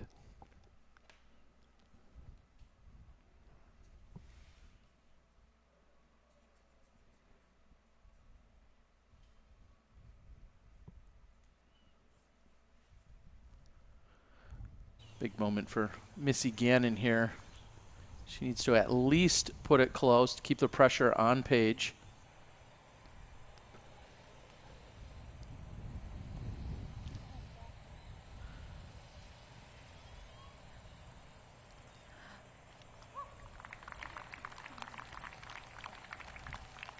Nate, can you tell us if that is for sure inbounds or out of bounds? To me, it looks in, but I'm not sure what they're counting. That's inbounds, but she has 30 feet left for her three.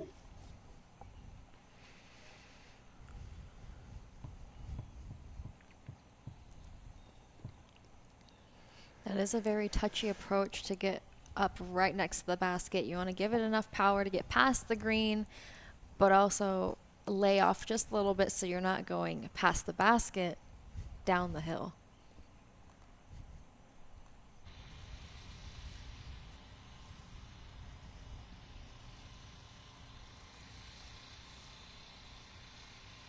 Paige with an opportunity to win the hole.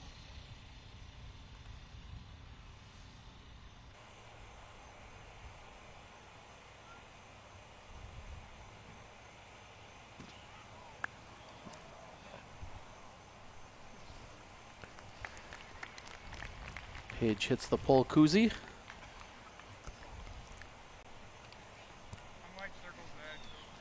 Yeah.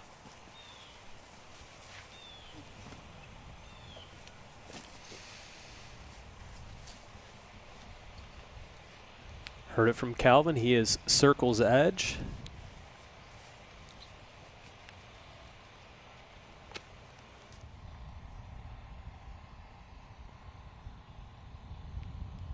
Not to state the obvious, but big putt for Eagle here.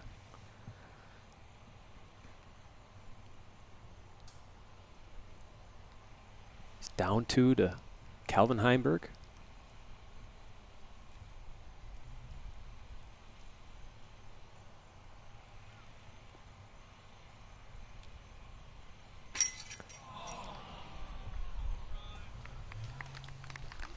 Wow, and that splashes out for Eagle McMahon. It just doesn't seem like he has his best stuff this afternoon. We've seen him off the mark a number of times, and Calvin Heimberg right there, ready to take full advantage of it. Eagle may have forgotten to take his omega-4 before the round.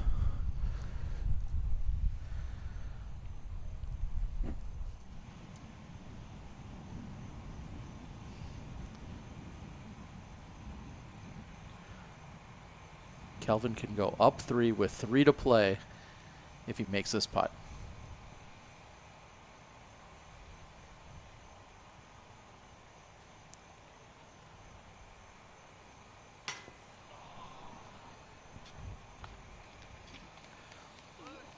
You may say there's a sigh of relief for Eagle, but it would be a very short one at that. He's already up against the ropes. Calvin, however, not quite able to put him out yet.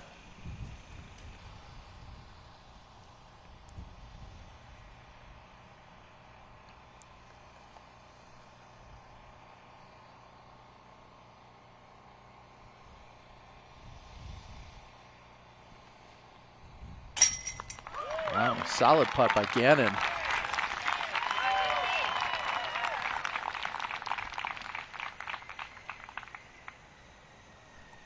Little fist bump from Paige.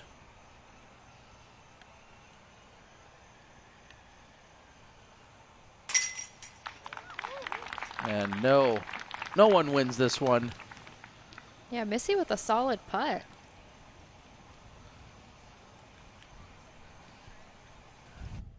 Again, Calvin in the driver's seat. So close to being in dormy position, but Eagle will see what he can do on the next hole. He's really up against the ropes, I was just saying. Do or die moment. And now we're going to be heading over here, hole number 10 in just a moment. Calvin up 2 with 3 to play.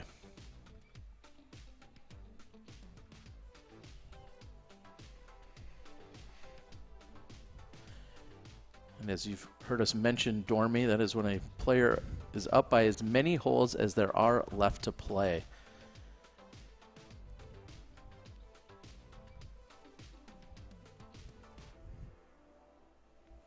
And I guess my reference to being up against the ropes and that in that overall situation is that the player will need to win as many holes as there are left in order to not be eliminated. So at the best case scenario, when you're in a dormy situation, you need to win out and then hope for extended holes after that. We saw that take place earlier in the weekend. Calvin's not quite in that position yet, but he is very close to it.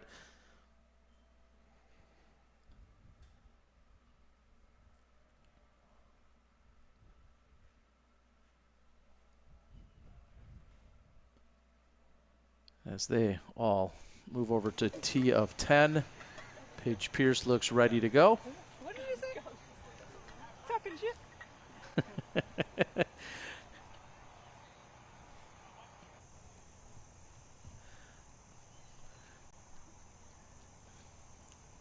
So hole 10 is the same tee pad, same basket for FPO and MPO. 510 feet downhill with OB along the left side.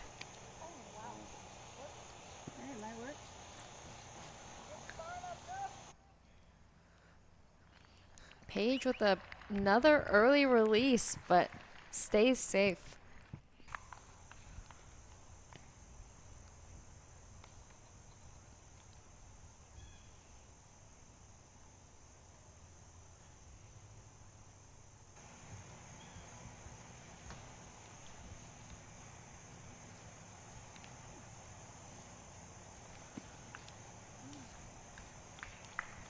Missy puts a good move on it. Also center of the fairway. And now Calvin Heimberg, if he wins the hole, he will win the match.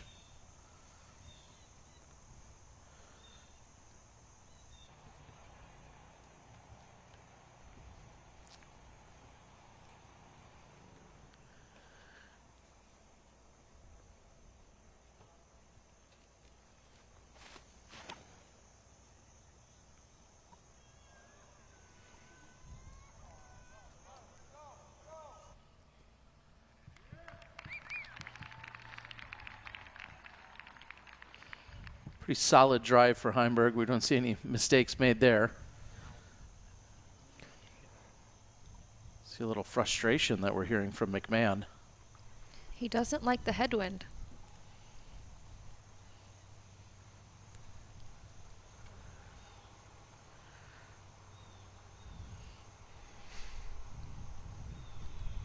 Agitated Eagle McMahon. That red driver has been one he's been throwing a lot this weekend, and it has some turn to it. And it seems like he's really trying to make sure he gets that big hyzer on it. Well, that looks a little low. Eagle falls to the ground for a moment. Frustration setting in. He knows time is running out. We'll talk to his friend and teammate in Nate Perkins. Nate, you're on the ground. Any words, if you were in Eagle's ear or you're on his bag right now, what would you be saying to him as he's trying to not get eliminated by Calvin Heimberg?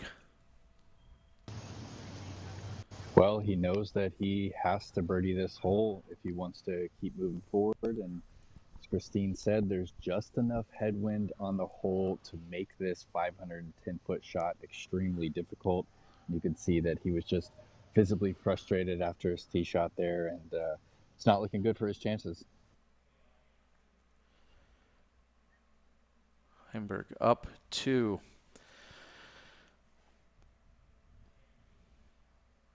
As our players move down the fairway, I think about the slight jaunt they'll be taking over to Tennessee next weekend. Our PDGA National Tour will be concluding for the 2021 season, and we're going to have the first 3 rounds exclusively on Disc Golf Network. So make sure you are subscribed and signed up so you can take all of that in. All of the players you're seeing here, of course, will be down there as well.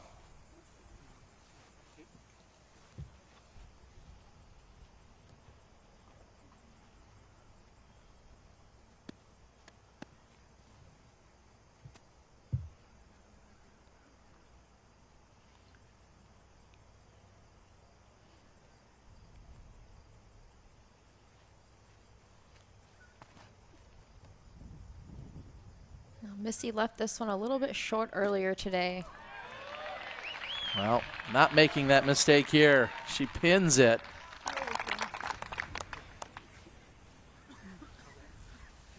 Almost puts it in. Feels like Missy and Paige came out maybe with a little, obviously there's some friendship there, and I feel as if both of them are just out here to kind of put on a show for the crowd. Seeing them all tied up in a very tight battle. I should say Paige is one up on her, but overall it's been a very tight battle.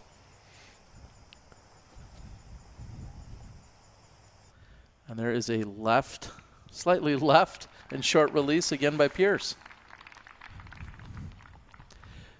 I think going to next week in Tennessee, Paige is going to know what she needs to work on. Maybe hit the practice field, the stack of putters. Yeah, when we're out in the open, the early release is a little bit more forgiving. But if you get into some woods, that early release isn't going to be good.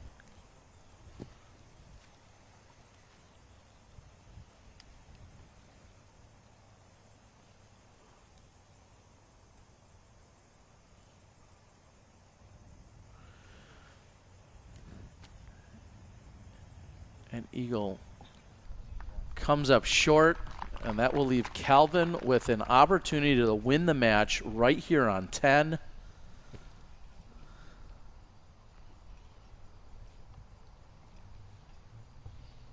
Calvin looks like he's just outside of circle 2. Oh, and Calvin doesn't even want to mess with it.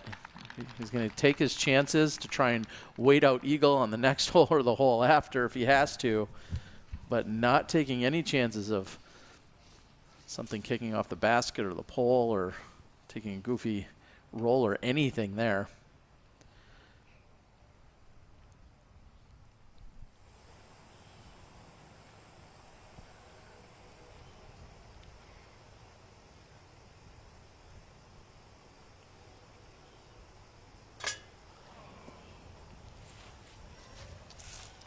And with Missy right by the basket, that was Paige to tie the hole. And Paige will just pick them up and concede. And the MPO battle will continue. However, Eagle on life support here.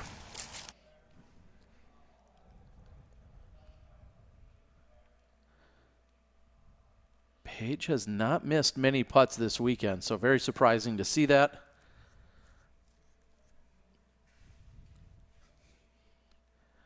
And with that, they will be all square going into hole 11.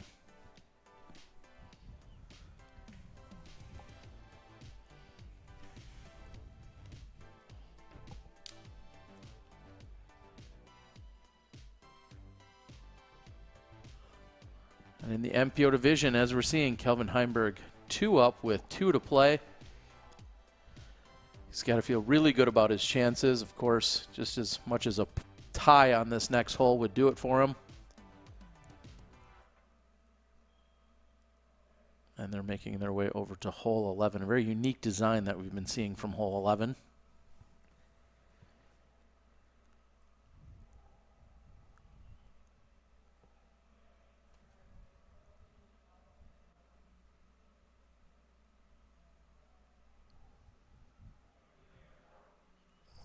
Some additional spectators out there. Someone who was eliminated yesterday, Nico LaCastro, waiting for his curbside pickup. I think he's waiting for Applebee's or something over there. Applebee's wouldn't be my first pick. It wouldn't be Nico's either. I can tell you that much. All right, we've got Kelvin Heimberg on the tee of 11.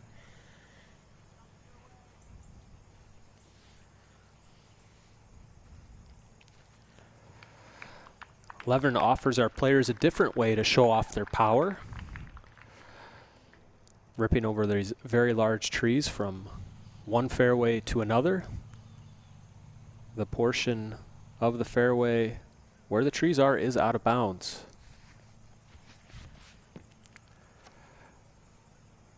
And Eagle takes this longer turnover approach. Yeah, what he does there is cut a lot of distance off on the upshot. We saw him hit it perfectly this morning. And he does it again.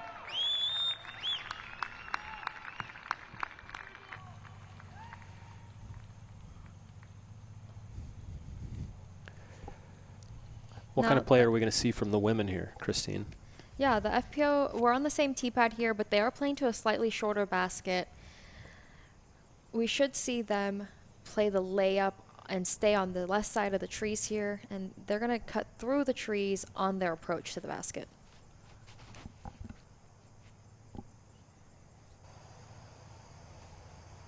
Missy with a nice drive.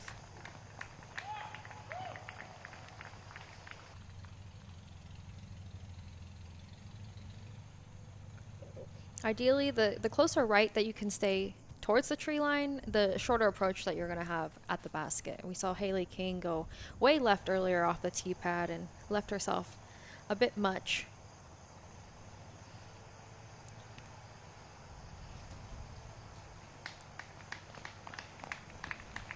And Paige also in good position. And next weekend, of course, we'll be back to standard stroke play that we find at, I'd say, about 99% of tournaments, in a sharp contrast to what we're seeing this weekend. I know I could go another year without hearing you say have. I know. For all of those at home, make sure you try to correctly pronounce that word. But here we are.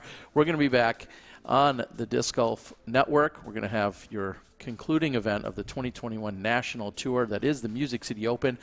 I want to clarify, I said exclusively before, exclusive live coverage to be brought to you Thursday, Friday, and Saturday. That will be exclusive to the Disc Golf Network. Music City Open, of course, will have a number of post-production partners, all of the ones that you've grown to know and love throughout the year. They will be there for all of the rounds, all of the events, post-produced next day. But if you want the live exclusive coverage, that is only on the network Thursday, Friday, and Saturday. We'll bring it everywhere to you on Sunday.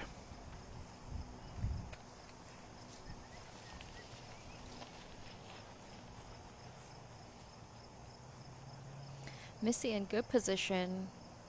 Basket is visible. She'll try to just play a nice hyzer up to the basket.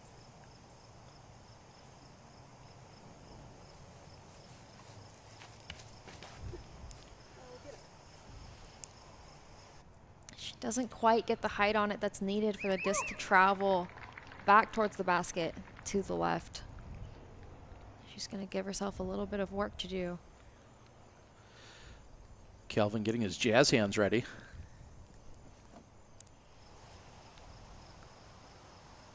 First, we're going to have Paige Pierce from the left side fairway. Paige just a little bit more tucked off to the left. She's going to have to throw a little steeper of a hyzer.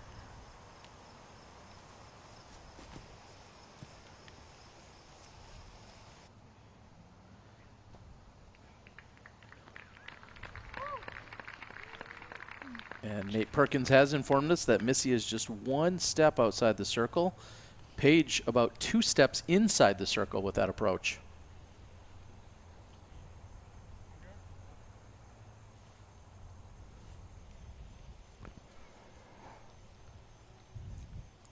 Nothing but space between Calvin and the basket.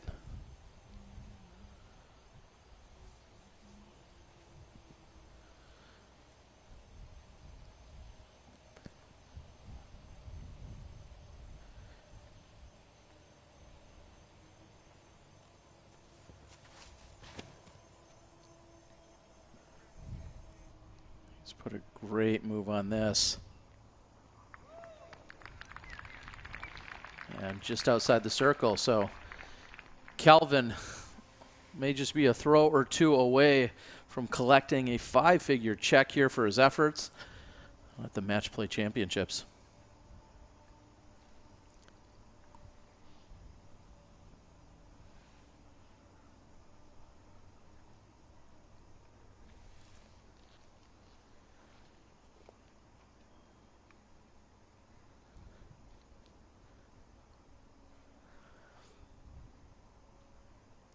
I mean, if anyone's calling for fireworks or could stop by the stand, now's the time to pick them up because Eagle needs them. I'd love to see a throw in here. You and Eagle both cut a ton of distance off with that drive.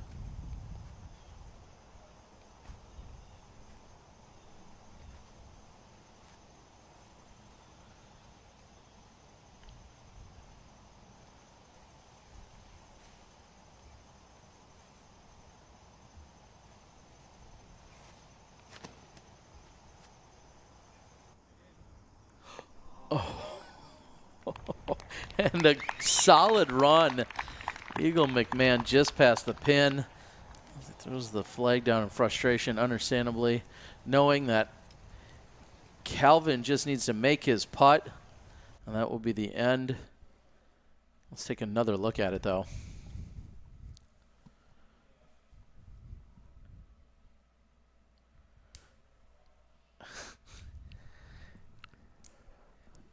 Solid effort. You really can't ask for much more. Just need to fall out of the sky a little bit quicker.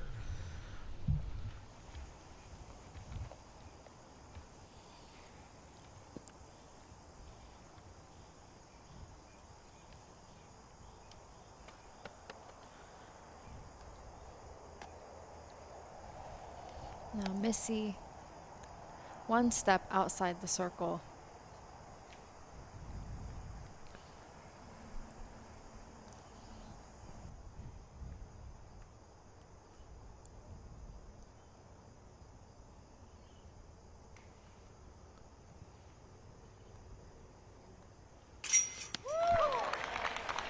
Great connection. Now just a little bit of pressure for Paige. Paige just missed a 15 to 20 footer on the last hole. Now we've pushed her.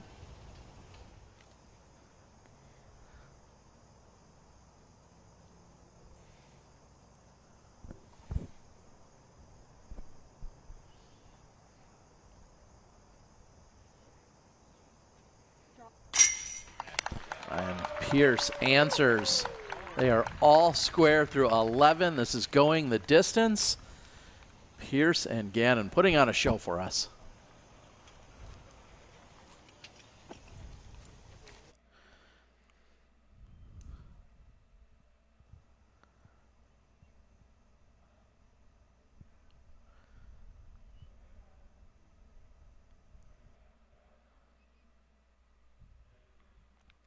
Buckets, as the kids say. To win the match and our match play championships, Calvin Heimberg.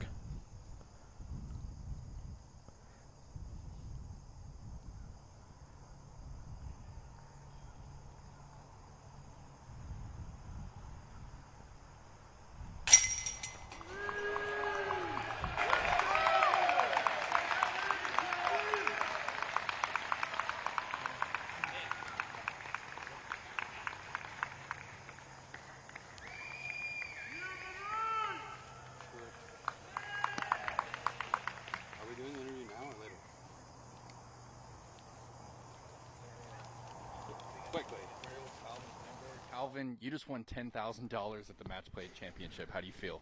I feel great. Played really good this afternoon.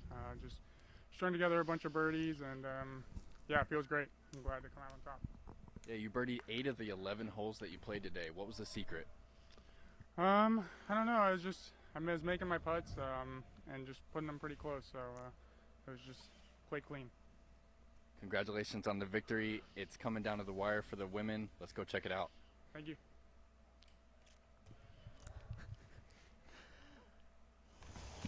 And we are back. All right, we're live on the tee.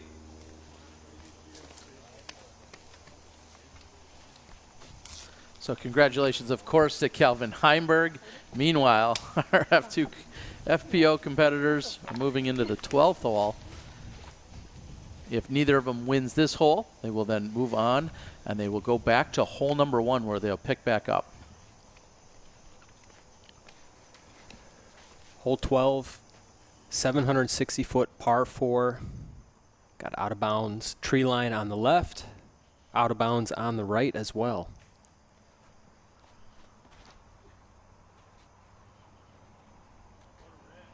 Looks great for Missy. It's that full distance, great control.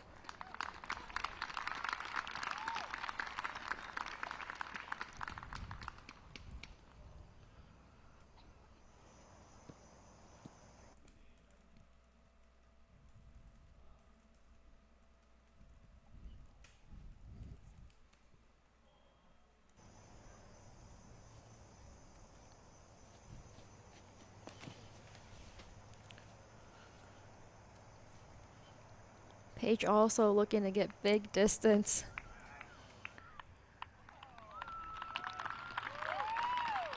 Wow.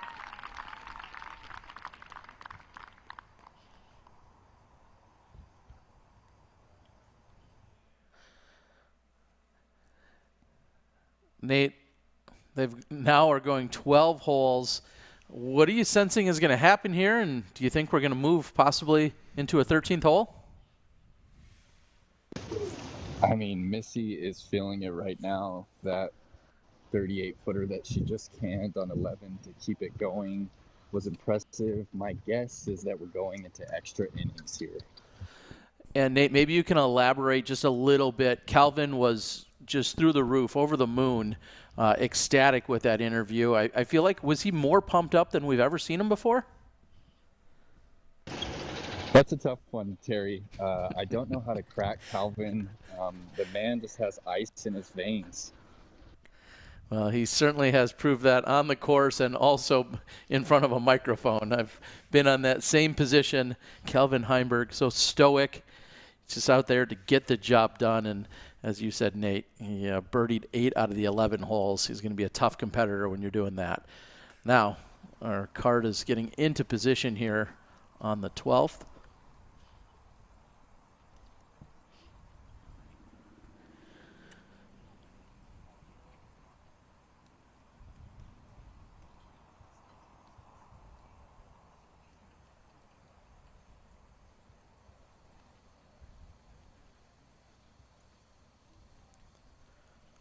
And one more time, I have to thank the Steel Club for providing the venue and hosting our first ever Disc Golf Pro Tour Match Play Championships. Thank you to Discmania, our presenting sponsor. And thank you to all of our Disc Golf Network subscribers and supporters. Looking forward to a strong close to the season with plenty of golf in store. Here's Missy Gannon.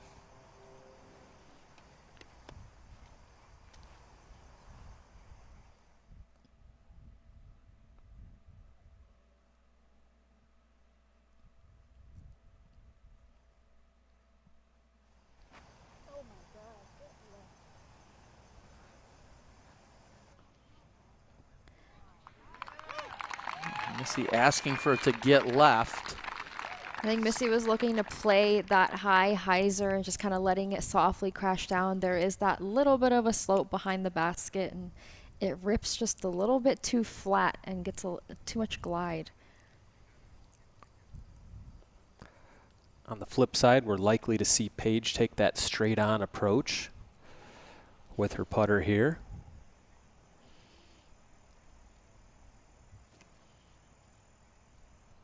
It looks on point this time. Yes, certainly making some corrections from some of the mistakes that we've seen earlier from her. We go all the way back to the very first hole of the match where we saw her release low and left, costing her the OB stroke. And now 100% of the pressure back on Missy.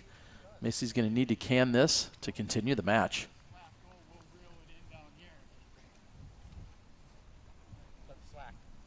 Yeah, great moment for Paige to dial it back in and get a clean approach to the basket.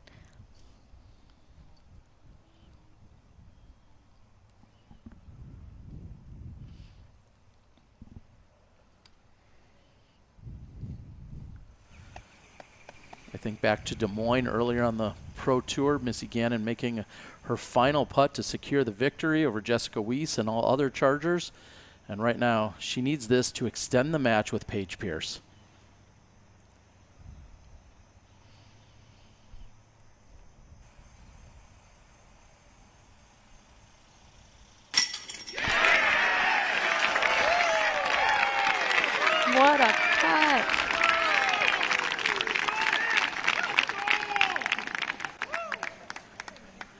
She picks up for Pierce. All smiles, ice in her veins. Missy Gannon will extend the match. They just want to keep on playing. It's been a long season, a lot of practice, plenty of golf, and they say, well, let's keep it rolling. We're going to put on a show for all of us. Paige Pierce, Missy Gannon, all square. Calvin Heimberg.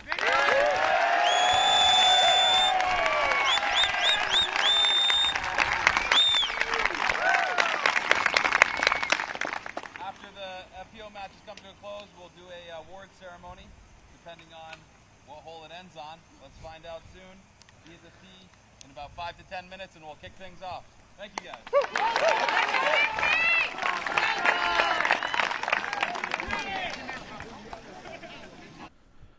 We're going to take another look at Missy Gannon.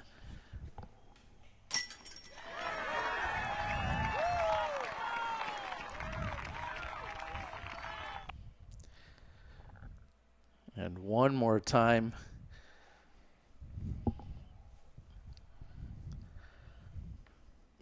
All smiles for Gannon. And guys, some would call it a playoff, some can call it a continuation. Whatever it is, we have more golf in store. Christine, you ready for this?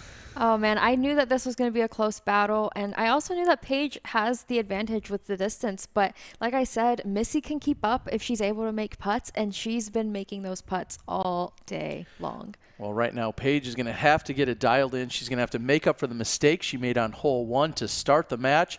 We'll see how they continue things. After a word from these sponsors, we'll be back with you with the conclusion of the Match Play Championships.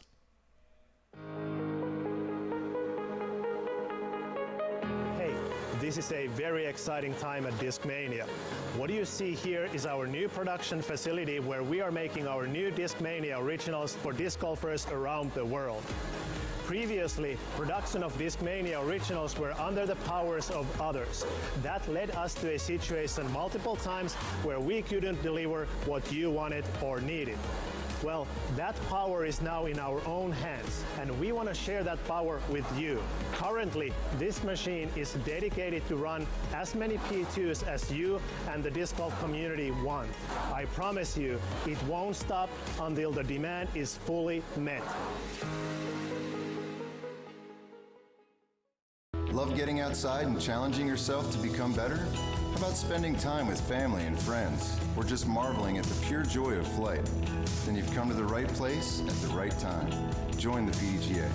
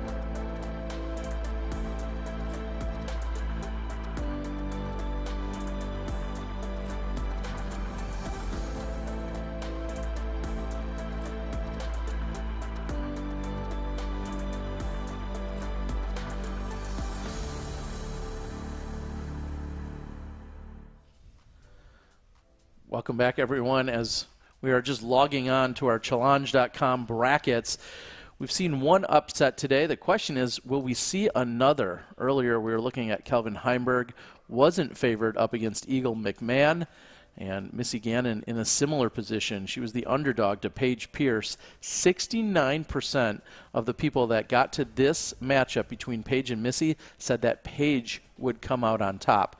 So nearly 70% of those participants believe in Paige. I know. Yeah, but you all don't usually talk like that. No. I talk like a hick all the time. All the time. Missy making Brittany Dickerson do a little extra overtime as well. I think that was Brittany that I was hearing. She, of course, one of our Disc Golf Pro Tour photographers. Well, my mom was.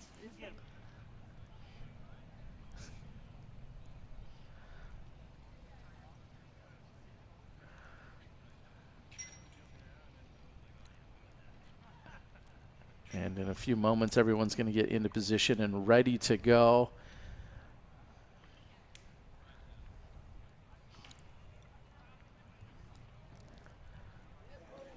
We're all excited in the booth, but this guy says, give me the chair.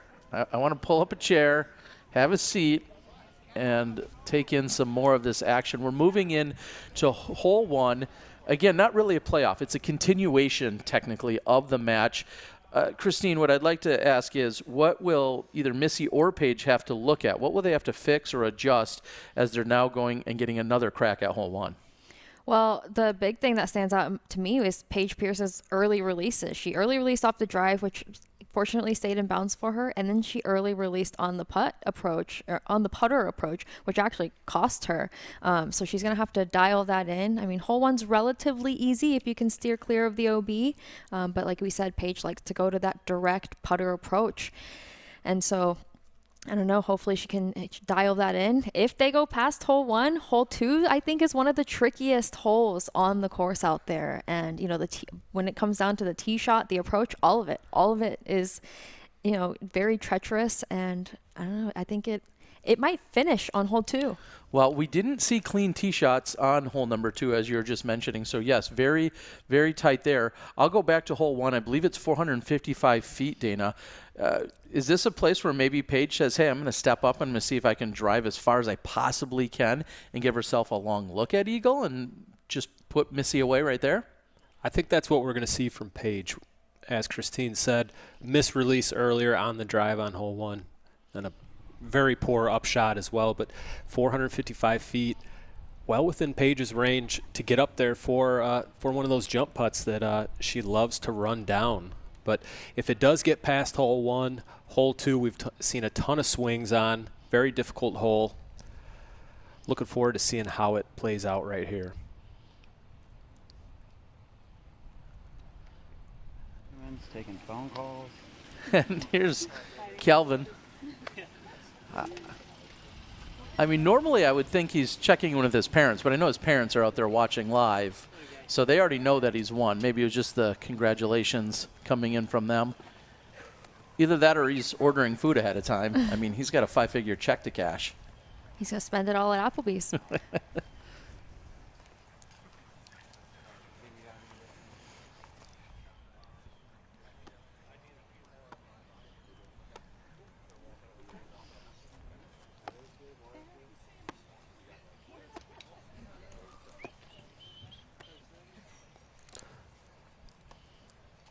Looks like Paige Pierce ready to go. Thank you guys for coming out to the playoff. Please be mindful of our crowd control representatives. Make sure it's the players, their caddies, the media, and then crowd control.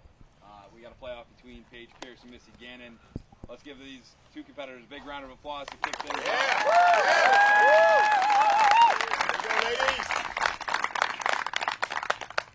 All right, first on the tee with honors carrying over from hole 12. Put your hands together for Missy Gannon.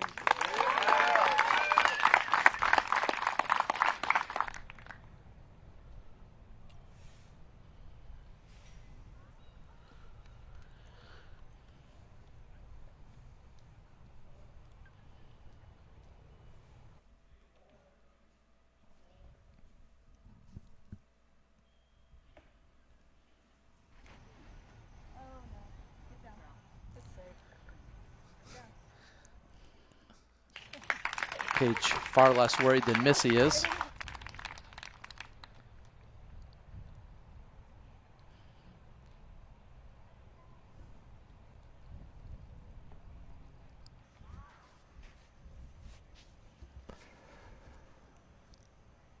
It's a good drive. Paige could find herself near circle 2. And Paige with the opposite mistake of Missy, pulling wide right, but she'll find herself in bounds.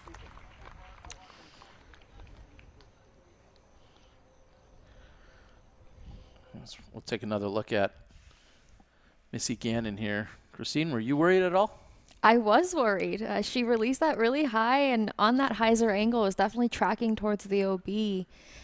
When it landed on a sharp angle and ended up just kind of plopping down where it hit. It definitely had the ability to have flared OB. very fortunate for Missy. Again, Paige very reassuring that Missy was going to be just fine.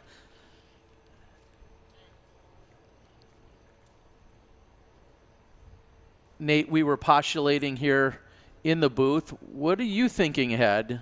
Let's just, well, are you thinking it's going to end here, or might this go to hole 2? And if so, will hole 2 be the deciding factor? It's hard to say, Terry. Missy definitely left herself a tougher approach than in regulation, so we'll see if she can put this one close again.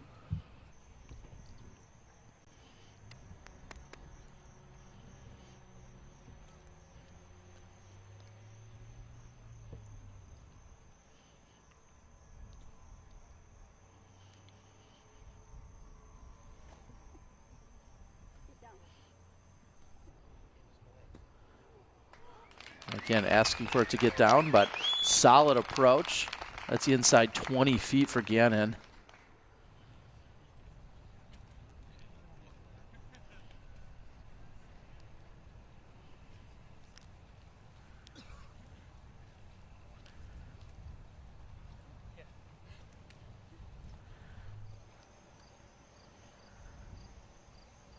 Now, Paige actually close enough to have a putt at it.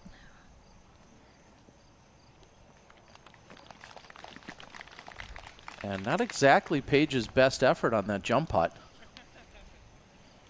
She turned that over just a little much. And Nate, is Paige still out? Paige should still be out.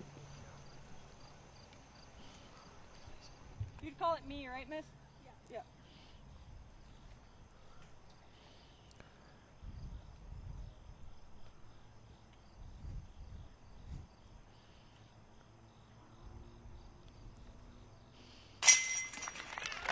And a confident stroke by Pierce. That approach shot looked like it was going to be quite costly. making me nervous, Terry. Well, I think Paige maybe even made herself a little bit nervous. That was not her best approach by any means.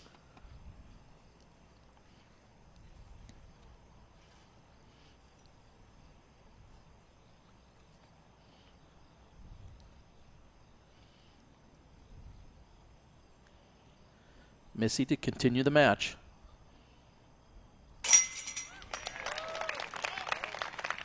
Should be a very routine putt for Missy.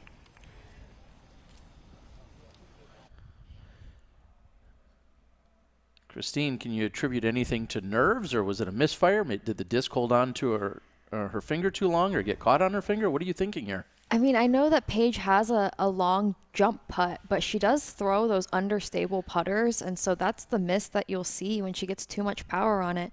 She could have gone with that putter backhand approach instead, but like we saw in the first, I guess, the first time around, that she had that early release, so maybe that's why she opted for that jump putt instead.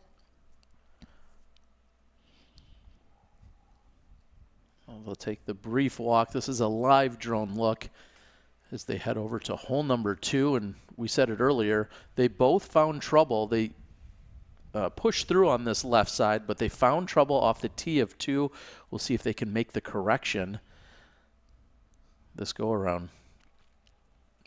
And just to clarify for everyone at home, this is a continuation of the match. We call it sudden death. Really, whoever wins a hole outright wins the tournament. So there's no set amount of holes. This could go another 4 or 5 or 12 holes. This could be ended here on hole 2. Whatever the situation is, there's no set number of holes that they will play to. It's just whoever wins the hole outright next will be your champion.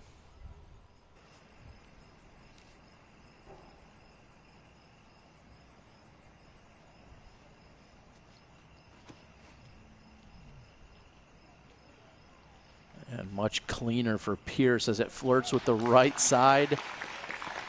Yeah, Paige completely trusting that disc to, she releases it straight all over that right side and then trusts that fade to the left back into the fairway. She's made the correction that she needed. Now will Missy do the same?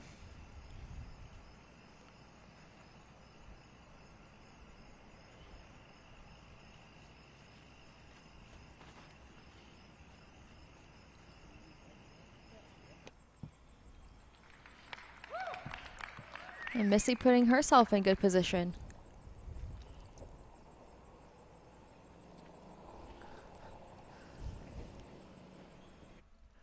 And as we get that one marked, Missy Gannon, do you feel like she maybe gave up a little bit of distance for accuracy here? Just making sure that she hit the gap that she missed earlier? That definitely could be. You played a number of holes on that backside of the last round, and it's all wide open. So then now suddenly you come to this 30, 40, 50-foot fairway, and it's going to seem really narrow. Speaking of narrow, players have to throw through this narrow service road that's been repurposed as a disc golf fairway here at the Steel Club. Once they make it through there, they want to land their disc somewhere in this flat area in order to have a nice clean run up to either approach the green way off in the distance or to lay up to this narrow part of the fairway. On the left, that is out of bounds. Right, it is safe. Super important to note, this golf green is in bounds. So players can land short of the basket in the green, be safe. They find themselves cresting that hill, there is out of bounds down below beyond the basket and short left. If I've seen Missy throw 10 forehands this year, I think 4 of them are this weekend on this very approach shot. Yes, she wants nothing to do with that OB sloping on the left-hand side. If anything, just where she landed, even if you're in the rough a little bit, it's much safer than costing yourself an OB stroke by fading left. And something also very important to note, and this has been done all the way from the very first match, is if they go into extra holes, as they're doing here, they will alternate who has the honors. Because going first or second means so much in match play, they decided at the beginning of the tournament that any extra holes in this continuation, they will alter the honors. So that's why we saw Missy go first, as Jeff had noted. She had the honors from the previous hole number 12, but from here on out, they will alternate every other hole if it continues. And actually, I was under the impression that Paige had filtered far enough left to put herself on the fairway, but that was not the case.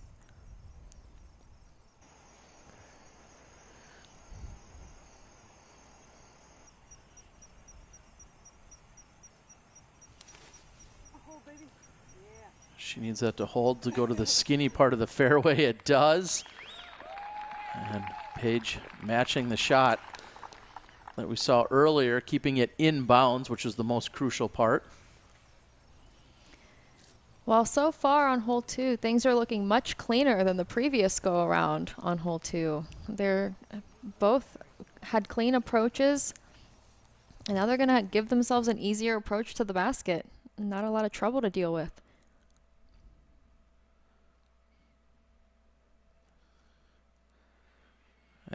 Asking for it to hold. And big smiles for her. That was pointed back at Missy, her competitor. I also have to sometimes think, is that the ultimate flex? You're throwing a disc of yours with your name that you've molded that then says Player of the Year on it. That kind of feels like a low-key flex on the rest of the field.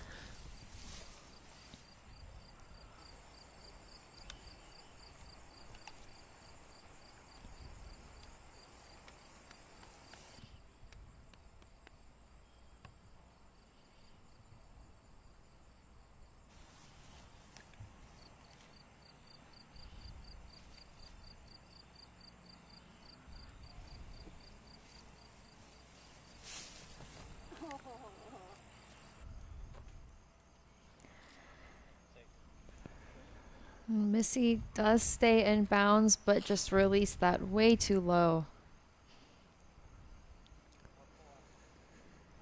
Yeah, big mistake for Missy right there.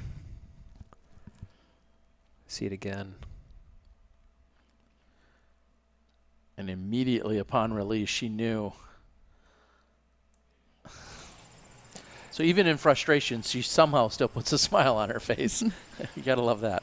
Now Paige, who we've seen miss a few putter up shots today, with an opportunity to seal it with a putter up shot.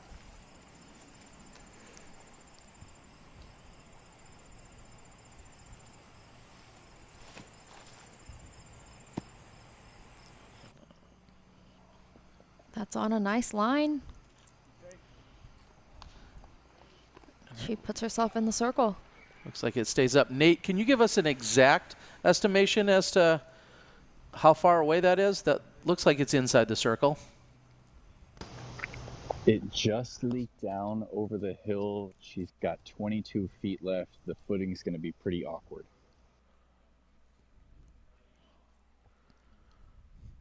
All right, so a very makeable putt, but as Nate just said, awkward footing. So let's see what Missy Gannon can do. She's going to want to put this right underneath the pin to at least keep some pressure on Paige.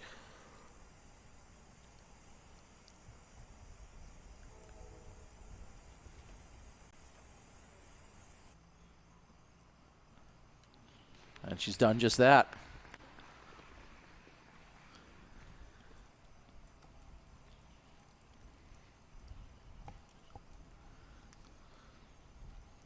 Paige, who's not a stranger to huge payouts, eyeing down another one right now. 22 feet away from a big paycheck. They are all square through 13 holes. It looks like it could be decided here on the 14th hole of this matchup between Missy Gannon and Paige Pierce. Paige, with this putt, can become our match play champion. This is to win the match.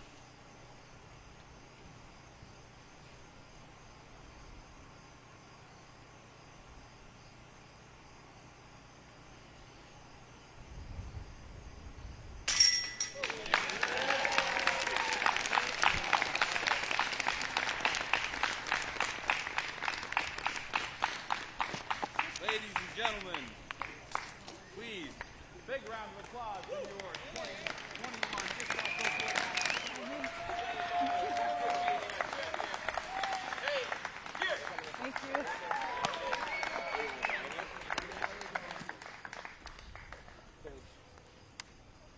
Thank you very much. Whenever you're ready, Nate. You got it. Go. We're here with Paige Pierce. Paige, what a match. It took extra innings. How are you feeling about it? Yeah, I was just telling Missy that's the first time I've even played hole 11 all week, and we were just pushing to the end, went into a playoff. That was the first FPO playoff this week, so obviously it was a great match. It showed that we were both supposed to be here, and hopefully we put on a good show. Yeah, can you talk about that putt on 11? You had just missed a short one on the previous hole. How do you reset yourself mentally for a 28-footer like that? Yeah, I mean, honestly, I think everyone can relate. You know, no matter what level of disc golfer you are, you have nerves on those 15-foot putts, especially when you're playing for $10,000 and, you know, all these cameras are on you. You know, just because we're professionals doesn't mean we don't miss those, or it doesn't mean we don't get nervous on those. So for me, I feel more comfortable from 25 and out, and I think it showed on that. But still, after Missy made a 40-footer uphill straddle, which I had a feeling she was going to make, you know, I had a lot of nerves going into that putt too, and that was a big moment for me. You just won $10,000. That ties your second highest cash all time in your lengthy career. How do you feel about that? Yeah, pretty amazing. Obviously, all these spectators being out here, the way the sport is now progressing, it's almost like you're buying a concert ticket to come watch. So it shows that the sport is getting more and more legitimate. It's helping build our purses. They're helping us to make this into a career. And obviously Jeff Spring with the Pro Tour getting a lot of outside sponsors involved is helping out as well. So it's pretty awesome. I mean, we're coming out here and it makes us want to run more putts. It makes us want to throw more exciting shots. So when the purses keep going up like that, you're going to see a lot more exciting finishes. Congratulations on the victory. Anyone you'd like to thank out there? Oh man, everyone. I think my sponsors for sure. We haven't had too many award ceremonies this year, so I definitely want to take this moment to give some thanks to my sponsors for supporting me all year. Grip, OTB, and especially Discraft and Thunderbird Bar. So thank you guys so much. It really means a lot seeing all the messages coming in and supporting me even when I don't have a trophy in my hand. So yeah. Word is you signed up for Music City. We'll see you there next week. Yeah, I signed up. So flying out, I'm driving to Charlotte so that the van's there so I can get to practicing at the Pro Tour Championship and throw pink. But yeah, going to fly to Music City and rent a car and try to, the last minute decisions, trying to get a Player of the Year bid in. Kat and I are within 5 points, so I know if I skip Music City Open, I'm pretty much handing it to her. So I want to go for another battle against Kat and see who wants it more. Cool. Well, congratulations on the victory, and thanks for the show today. Thank you very much.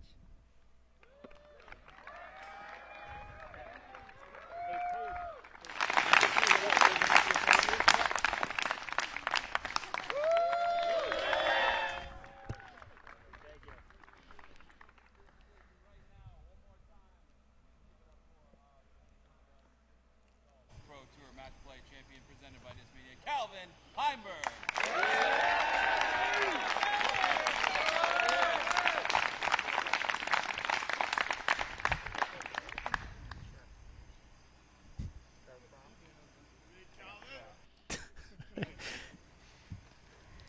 Calvin, $10,000 purse. That's the highest of your career.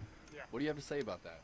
Obviously that's amazing. I don't really think about the purses very often. I'm just coming out here and trying to win. So that's an added bonus, obviously. And but yeah, I'm just excited to come out on top. Yeah, so you're not thinking about the purse. What does motivate you? What brings you out here to these Disc Golf Pro Tour events? I honestly enjoy competing for the win. I love the feeling, you know, being in it, coming down the stretch. So yeah, it's really just the competition is what brings me out to play. Anyone that you'd like to thank for this performance? Not really anyone in particular, but I'd like to thank my sponsors for keeping me out on the road. Innova, Millennium, Grip, Whalesack. So I'd like to thank all of them, you know, and yeah, that's it. Yeah. What's next for you, Calvin? I think the next event I'll be at is USDGC. So USDGC and Pro Tour finale are the last 2 events I have scheduled currently. Well, congratulations on the 5-figure check. You are the match play champion. Well done, Calvin. Thank you. And again, congratulations to our champions in Paige Pierce and Calvin Heimberg. Final thoughts I'll ask of both of you. Dana, let's start with you. Any surprises this weekend? Really, the biggest surprise of the weekend came early with the early Wysocki exit. Emerson Keith ruined his week, but that was the biggest surprise. And then today in the finals, Calvin, he shredded. He didn't give Eagle too much of an opportunity. Calvin birdied 7 of the first 8 holes and had a commanding lead and didn't really let Eagle get on his game. Eagle was a little off and maybe irritated at times, maybe because Calvin was just throwing so good and Eagle was in a hole. So great shooting by both of them. Fun show to watch and call. Yeah, they certainly were battling out there. And on the FPO side, I found it a little bit surprising that Paige said she's going to Music City next weekend, and you heard her talking about the battle she has with her and Kat. What do you think about that? Yeah, she's just said she's 5 points away from the Player of the Year, and she just doesn't want to hand that over to Kat. And I mean, as a competitor, rightfully so. She's going to go and go compete to, I guess, get some points to be in contention for the Player of the Year. Well, as I mentioned earlier, she throws a disc with that on it, which says Player of the Year. So you know that it means something to her. She's such a fierce competitor. She proved that this weekend, getting past all of the other women in the division, and she comes out on top. So we're going to close things out. We want to thank you guys for joining us here. This is the first ever Match Play Championships presented by Discmania. Thank you to the Steel Club and all of the efforts on the ground, in the studio, our cameramen, the sponsors, everyone, and all of you at home watching on the Disc Golf Network, along with YouTube today. So for Dana Vicich, along with Christine Jennings, I'm Terry Miller, the Disc Golf Guy. We'll see you in a few days from the Music City Open. We'll see you there.